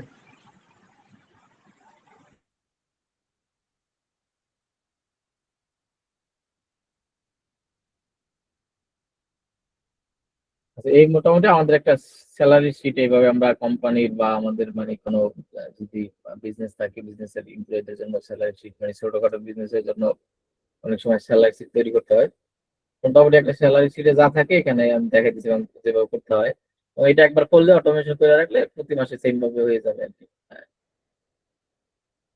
কারো কোনো কনফিউশন আছে কিনা স্যালারি শিট যে করলাম এবং অ্যাবসলিউট রেফারেন্স নিয়ে?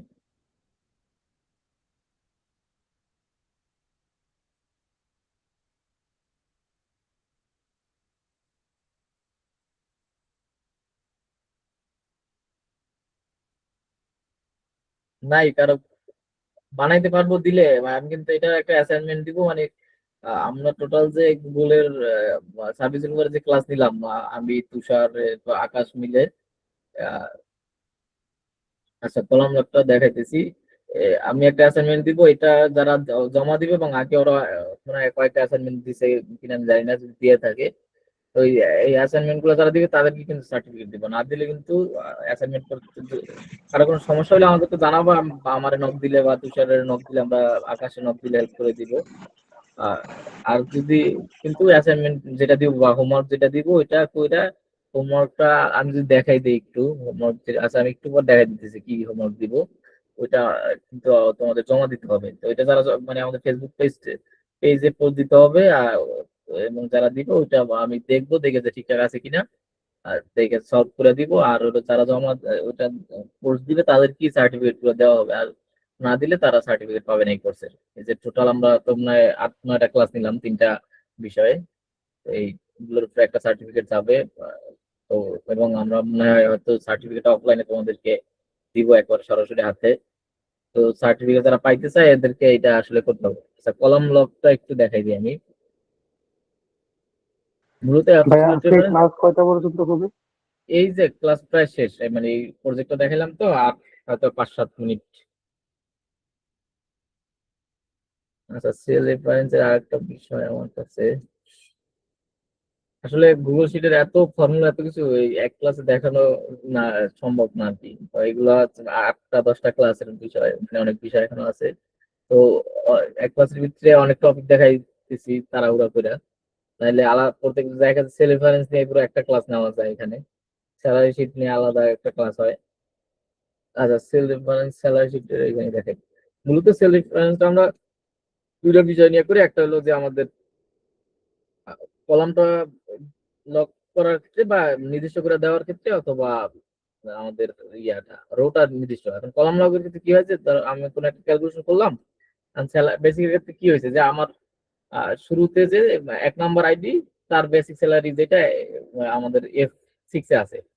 এখন আমি যখন অটো ফিল করতে যাব তখন কি হবে যে আমি এখানে টাইনা দিয়ে দিলে ও নর্মালি আমি যদি এটার মতো করতে আগেরটার মতো করতে যাই তখন নিচে নিচে যাইতে থাকবে ওর মতো। যদি আমি একটা ফর্মুলা লেখা দিই, কোনো রেফারেন্স না দেই, মানে এখানে যেরকম রেফারেন্স দিই ওরকম। এখন সব ক্ষেত্রে এরকম হয় না। তো অনেক ক্ষেত্রে তো আমাদের আহ, এটা চেঞ্জ করতে হবে, বা অনেক ক্ষেত্রে আমাদের নির্দিষ্ট করে দিতে হয়। অনেক ক্ষেত্রে যে আমাদের কলাম ঠিক থাকবে, রো চেঞ্জ হবে। এই চেঞ্জটা যেন কোনটা কি চেঞ্জ করবে এটা নির্দিষ্ট করার ক্ষেত্রের জন্যই আমরা এই মূলত অ্যাবসলিউট রেফারেন্সটা ব্যবহার করি। এখন যদি আমি যেটা বললাম যে কোনো একটা সেল আমরা নির্দিষ্ট করে দেবো যে একটাই সেল থাকবে, ওই সেলটা কোনো নড়চড় করবে না, ওইটা একেবারে লক থাকবে। আর অন্য আমাদের ইয়া রো বা কলাম এগুলা চেঞ্জ হবে, সেক্ষেত্রে আমরা দুইটাই লক করতেছি। এখন আহ, অনেক ক্ষেত্রে এমন হয় যে আমাদের ইয়াটা আমাদের শুধুমাত্র কলামটা আমাদের সেম থাকবে, কিন্তু নিচে রো কোনগুলো মানে নিচে যাইতে থাকবে, কিন্তু আমাদের কলামে এফই থাকবে। এটার ক্ষেত্রে আমাদেরকে কলামটা লক করতে হয়। তো এই ক্ষেত্রে কি হয়েছে যে আমরা আমাদের বেসিক স্যালারি গুলোতে সব আমাদের এই এফ কলামে আছে। তো এই কারণে আমি কি করছি যে এই ক্যালকুলেশনটা তখন আমরা করছি সবগুলোর ক্ষেত্রে, যে এফ কলামটাকে আমরা লক করে দিছি। তো এফ কলামটা লক করার জন্যই আমি মূলত এই এফ এর আগে এইটা একটা ডলার সাইন দিয়ে দিছি। আমি যদি এই 10-এর আগে ডলার সাইনটা দিতাম সেক্ষেত্রে কি হতো যে আমাদের রোটাও লক হয়ে যেত। তখন আমি যখন নিচের দিকে এরকমের আমি অটোফিল দিতাম তখন আমার রো এই নিচের 45-এর পরেরটা নেওয়ার কথা ছিল 40, 40 না নিয়ে কি ওই 45 নিয়ে কাজ করতো। এই কারণে আমি রোটার লক করে নিয়ে যে রো রো প্রত্যেকটার ক্ষেত্রে এক এক করে চেঞ্জ হবে, পরের রোতে যাবে, কলামটা চেঞ্জ হবে না, কলাম এফ কলামই থাকবে ডাটা আমার। এই কারণে আমি এই কলামটা চেঞ্জ করলাম। আমার প্রথম যে এইগুলো দেখাইছিলাম আমি এই যে এইখানে এইখানে যে এইগুলোর ক্ষেত্রে আবার দুইটাই লক করে দিয়েছিলাম, কোনটা যেন লক না করে দেখাইছিলাম। আমি যদি এটার ক্ষেত্রে যদি আমি চাইতাম যে আমার কলামটা চেঞ্জ হবে, মানে যখন রো ওয়াইজ কাজ করি আমরা তখন মূলত কলাম গুলো চেঞ্জ করতে হয়। তো আমি চাইলাম যে এটা আমাদের 7 নাম্বার রোতে আছে তো, আর আই কলামে আছে। তো আমি চাইতেছি যে পরবর্তী যখন অটোফিল দিব যে আমার কলাম গুলো মানে আয়ের থেকে জে তে যাবে, জে থেকে কেটে যাবে, কিন্তু আমার রো 7-ই থাকবে। সেক্ষেত্রে আমি যে এখানে কলামটা আমি ইয়া করে দিতাম, মানে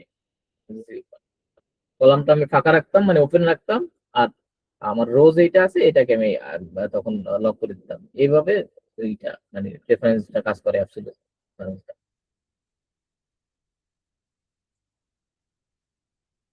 আচ্ছা, আমরা লাস্ট কিছু বিষয় একটা হলো যেটা বলছি যে কিছু কমন মিস্টেক থাকে আমাদের যখন আমরা এক্সেল বা গুগল শিটে কাজ করতে যাই বা ডাটা ইনপুট করতে যাই। যে একটা হলো যেটা যে আগে বললাম যে ইকুয়াল দেই না আমরা ফর্মুলা লেখার ক্ষেত্রে, অনেক সময় বড় বড় ফর্মুলা লিখে ফেললাম কিন্তু ইকুয়াল দেই না।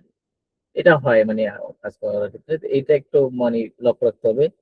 আর আর এক্সেলে কাজ করতে গেলে এটা স্বাভাবিক, সবাই যে ফর্মুলা, যে পারা ফর্মুলা দেখবা যে এদিক সেদিক হয়ে যেতেছে, মানে ডাটা ভুলের ক্ষেত্রে অনেক সময় ভ্যালু ইনভ্যালিড চলে আসে।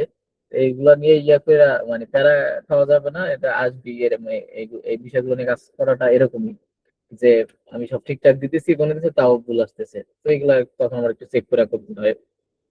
আর অনেক সময় এই যে মিসিং কোড দেই আমরা, যেমন ইফ এর ক্ষেত্রে আহ, তো যেটা বললাম যে ডাবল কোটেশন, অনেক সময় এটা ডাবল কোটেশন সিঙ্গেল কোটেশন দিলে হয়, কিন্তু কোটেশন দিতেই হবে যে মানে মূলত আমরা টেক্সট যখন দিব, মানে টেক্সট বা স্ট্রিং বলি আমরা এগুলাকে, মানে টেক্সট গুলাকে, তো এইগুলো যখন দিব এগুলোর ক্ষেত্রে তখন আমাদেরকে এই ডাবল কোটেশনটা দিতেই হবে, নাহলে কিন্তু এটা ভ্যালু ঠিক আসবে না। তারপর সেপারেটর দেওয়ার ক্ষেত্রে অনেক সময় আমরা ভুল সেপারেটর দিই, যে কোলনের জায়গায় আমরা দেখা গেছে সেমিকোলন দিয়ে ফেলি, তো এটাও খেয়াল রাখতে হবে। আবার অনেক ক্ষেত্রে দেখা গেছে ফর্মুলার লেখার ক্ষেত্রে ফর্মুলার পরে স্পেস দিয়ে তারপর ব্র্যাকেট দিয়ে, এটাও হবে না, আমাদের ফর্মুলার পরে কোনো স্পেস থাকতে পারবে না। উম, আচ্ছা সময় নাই, এগুলো আর দেখাবো না, ডেট ফর্মুলার কিছু বিষয় আমি ভাবছিলাম দেখাবো, ওগুলো আর এখন দেখাবো না কারণ অলরেডি অনেক টাইম হয়ে গেছে। আচ্ছা আমি এটা আর আচ্ছা আমি তোমাদেরকে দুইটা এইচডব্লিউ দিব, একটা এই এটা বানাইতে হবে এই জিনিসটা, এটা আমি গ্রুপ যারা আছে ওরা একটা স্ক্রিনশট নিয়ে নিতে পারো, না হলে হয়তো আমি পরবর্তীতে একটা ছবি দিয়ে দিতে পারি। এরকম একটা আমাদের শিট বানাইতে হবে, নাম থাকবে, স্কোর থাকবে, গ্রেড, আর হলো যে ক্লিন নাম। এরপরে এই আমাদের যে ফাংশন গুলো ব্যবহার, যে আজকে যে ফাংশন গুলো নিয়ে কাজ করছে এগুলো ব্যবহার করতে হবে, কইরা এইটার পূরণ করতে হবে, এটা একটা গেল। আচ্ছা, আর যেগুলো নিয়ে আজকে কাজ করলাম এই জিনিসগুলো এখানে আর না বলি। উম, আচ্ছা এইচডব্লিউ, আর একটা এইচডব্লিউ কি দেওয়া যায়, আমি স্যালারি শিট কি তোমরা করতে পারবা?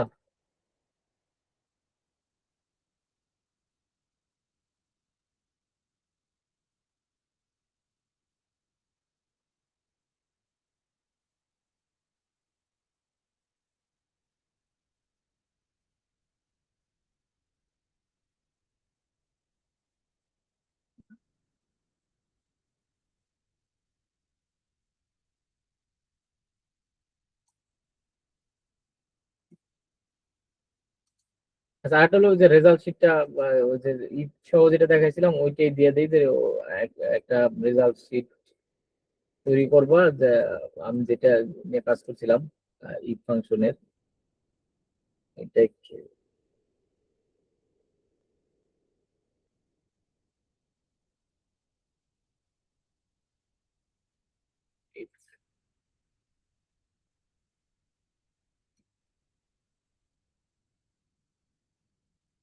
যে এরকম একটা রেজাল্ট শিট তৈরি করে এটা আহ, আহ, দুইটা জিনিস, যে দুইটা জিনিস আমি দেখালাম করার পর স্ক্রিনশট দিয়া দুইটা ছবি দুইটা নিয়ে আমাদের যে গ্রুপটা আছে ফেসবুক গ্রুপ আইটি সোসাইটি, ওইখানে পোস্ট দিবা। আর হলো আহ, এই যে শিটটা, এটার শিটের লিঙ্কটা ইয়া করবা, আমার মেলটা অ্যাক্সেস দিয়া পোস্ট দিয়া দিবা, আমার লিঙ্কটা দিয়া দিবা ই করে আমার মেলটা মাইদুল.tcits লিখলে আমার এই মেইলে অ্যাক্সেস দিয়া শিটে, তারপর শিটের লিঙ্কটা দিয়ে দিবে, তাহলে আমি শিটে যে অথবা লিঙ্ক না দিলেও হবে, সমস্যা।